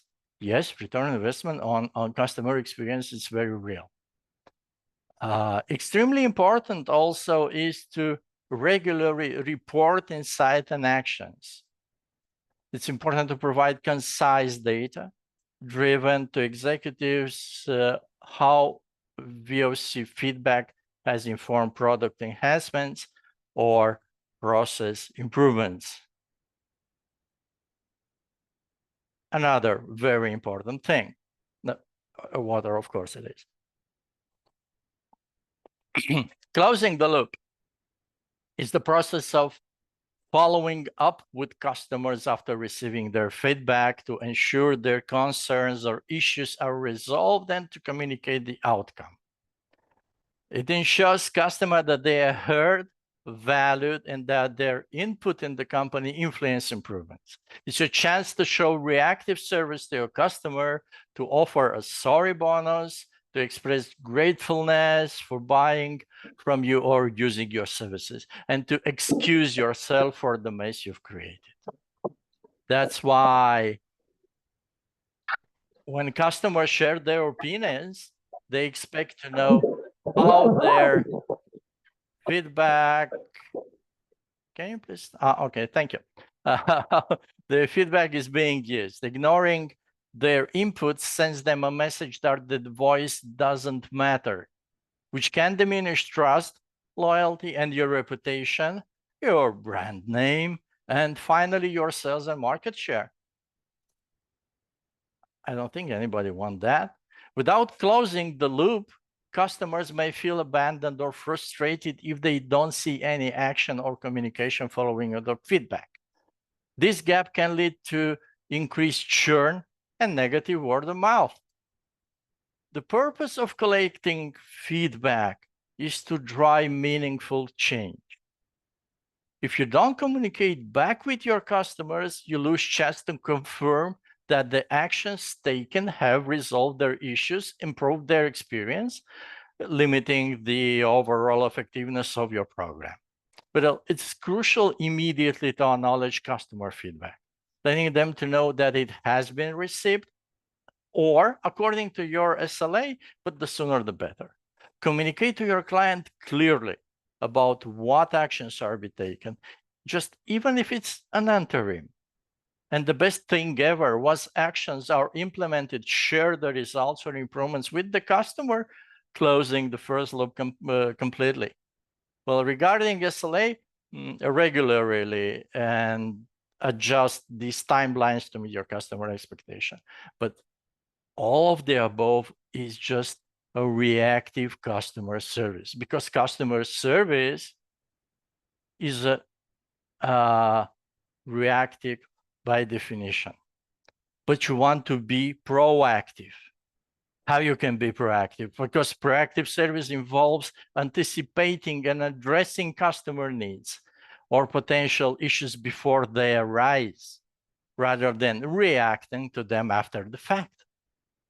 For that, you'll need to anticipate needs using data to predict what customer might need next, identify and resolve them early, initiating engagement, reach out with helpful information, updates to offer without waiting customer to ask. And for all of that, you absolutely must be closing the second loop within the company, which means sharing insights across teams, ensuring that every department impacted by customer feedback receive details and actionable insights. Hold cross-functional regular meetings to review VOC findings, discuss progress, and adjust the strategies accordingly. Incorporate feedback outcomes into employee performance goals to create sense of shared responsibility. Measure and iterate. Use service design, design thinking, and customer journey maps to redefine processes and to ensure that insights lead to real positive change. Well, analysis paralysis. This can be a significant mistake. While diving deep into customer insights, it is important to understand that too much focus on the details can lead to decision-making delays and lost opportunities. Spending excessive time on analyzing every data point can prevent you from taking timely action. This can result in missed opportunities, as said, to address customer issues or capitalize on positive trends. Having a mountain of data without clear direction can overwhelm teams that are working with this data. They can feel stuck waiting for more data instead of acting on the insights already available, leading to stagnation and customer experience improvements. This will give you the follow problem.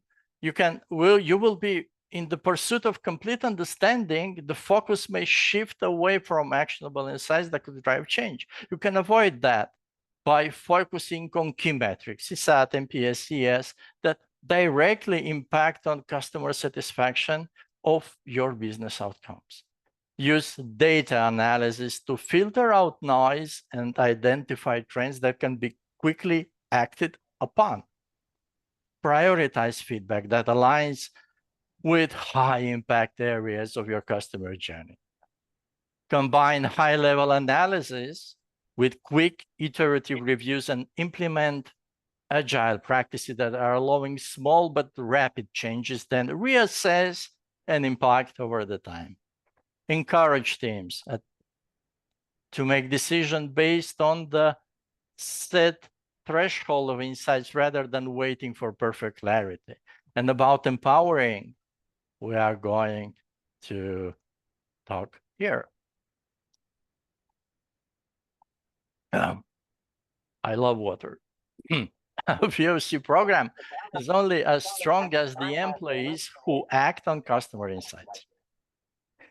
If employees lack authority, knowledge, or motivation to respond feedback, the program will struggle to create meaningful improvements. What you got? You'll get missed opportunities for quick wins, or in other words, overlooked opportunities for easy improvements. Well, simple enhancements that could elevate the customer experience are often delayed by bureaucratic processes. If feedback isn't addressed in real time, customer may believe their input doesn't matter. If employees don't have a clear guideline or authority, their responses to customer may vary widely. Employees who constantly escalate issues without resolution, they may feel disconnected from their role in delivering great experience because they ask, they send information, to back office, to headquarters, and receive nothing. But here are some suggested solutions to avoid these mistakes and make your employees as strong as they can get. Give employees the tools to act. Equip them with resources, training, authority to resolve customer issues based on customer feedback, or provide them with clear guidelines on what decision they can make without a manager approval. Incorporate your voice of customer data into employee training. Use real customer feedback in training session to help employees understand the common pain points and the best practices to address them. And encourage a culture where employees feel responsible for improving customer experience. Create a feedback to action framework, establishing a clear process for employees to escalate VOC insights and see those insights translated into improvements. And encourage a customer-first culture. Empower employees to make decisions that aligns with customer-centric values. Encourage leadership to model responsiveness through your VOC program, to your VOC insights, and celebrate success stories. Well, bottom line, neglecting to involve frontline employees in your VOC process or failing to equip them with tools to act on insights will disconnect employees from real customer needs, leading to inconsistent service delivery. Train your staff to recognize and respond to customer feedback, and empower them to make decisions that improve customer experience. And another important thing, well, all are important, and there are more, but we won't stay all day long here. So governance. Without governance, there's no system to prioritize and act on customer feedback, and your VOC insights become actionable. Different departments may interpret and act on feedback differently, leading to an inconsistent customer experience, which will lead to fragmented efforts across all teams. Without ongoing monitoring, small issues can escalate into major customer experience problems before the company reacts. And this will create missed opportunities of continuous improvement. If C-suite and teams don't see the impact of VOC insights, they may disengage, weakening the program influence, which lead to losing credibility of your program, which is very bad and not a thing anybody would like to have. Some of the things you can do to avoid that. Establish a VOC governance framework. Well, said before, but the bottom line, assign a clear ownership of the program, ensuring dedicated leaders and cross-functional teams oversee all data collection, analysis, and action plans. Define the role and responsibilities across departments to ensure alignment and accountability. Set up regular monitoring reports. If it's possible, implement real-time dashboards to track customer experience metrics. Schedule weekly, monthly, quarterly reviews to assess insights and ensure actions are being taken. Compare trends over time. Align your program with your business goal. Link your VOC insights to measurable business outcomes. And ensure that the CX improvements are driven by voice of the customer, and they are included in company-wide strategy meetings. Create a closed-loop process for your VOC feedback. Continuously evolve your program stay ahead with changing customer expectation by periodically reviewing survey questions, collecting methods, technology, and of course, benchmark. Just a sec. Concluding that every change in your VOC journey is an opportunity to grow. The mistakes we've explored, whether it's a lack of ownership or insufficient executive buy-in, are not endpoints, but rather signals guiding you toward improvements. Our commitment to listening to our customer must be unwavering, and that every feedback loop is a chance to innovate, evolve, to excel. When you address these challenges head on, you create a culture where every team member is empowered to take action. Every leader is a champion for your customer centricity, and every voice of your company contributes to your shared success.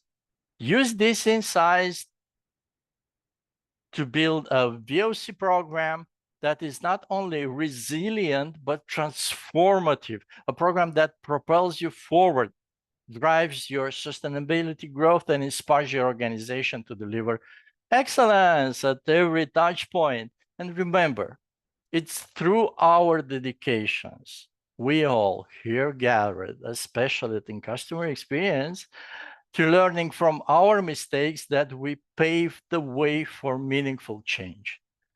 Together, let's turn challenges into milestones and ensure that every customer's voice is shaped for our future success. And thank you. Love your work. Thank you, Oleksandr. You are loving your work. It was evident. Thank you very much. Such a broad presentation. I just I can slightly understand to what points to concentrate. I can just summarize that customer experience management is such a broad notion, so we cannot lose any detail to be in order to stay successful. Yeah, we have paid attention to many small points, small details, like mom with a child who cares about everything the same we are, that when we are taking care about our customers, listen to their voices, and think how to manage all these. Okay, dear colleagues, do you have questions to Oleksandr? Before that, I know it was a very concentrated, a lot of info. I believe you are recording this, and our colleagues can then go through and take out some notes if they want. Also, if there are not questions right now at this moment, I am willingly to answer to the questions if you're going to send me. Just collect the questions. I'm very open-minded and a very friendly person, so you can ask me practically any way about customer experience, and I will answer after that. So if there are no questions, there's no sediment on CX right now, you can give me those questions after that. Yeah, perhaps we will have some questions when all this information comes to our brains, probably. Thank you, Anastasia. And, yeah, maybe. And okay. If there are no questions, so we will move on. And as I've said before, Oleksandr was our last speaker, and we expected Q&A session at the end, but you asked the questions after every speaker. So if you do have any more questions, additional questions to anyone, you can ask, or you can share your experience, whatever. What would you like to say? Please, I will give you the microphone, so to say. Oh, you can write just to the chat? Oksana, may I start course, Veronica. the recognition feedback? And Alexan, as a last speaker, but not least, thank you very much for creating a really important and concentrated content. And also for me was very helpful the meal presentation, as it is very correlated with what we are now planning to do. And I'm very appreciate all other speakers that they shared very important information. And it is every presentation, in fact, it is correlated somehow with what we see, what we sometimes feel, because do not have enough expertise to explain. So thank you very much for creating such great opportunity for your clients and I would say friends. It's a big honor and pleasure to work with you. Thank you very much. Great. Thank you, Veronica, for being so active. And thank you, thank you all for coming, for attending our event, and we are waiting for you in November. We are planning our next event in November.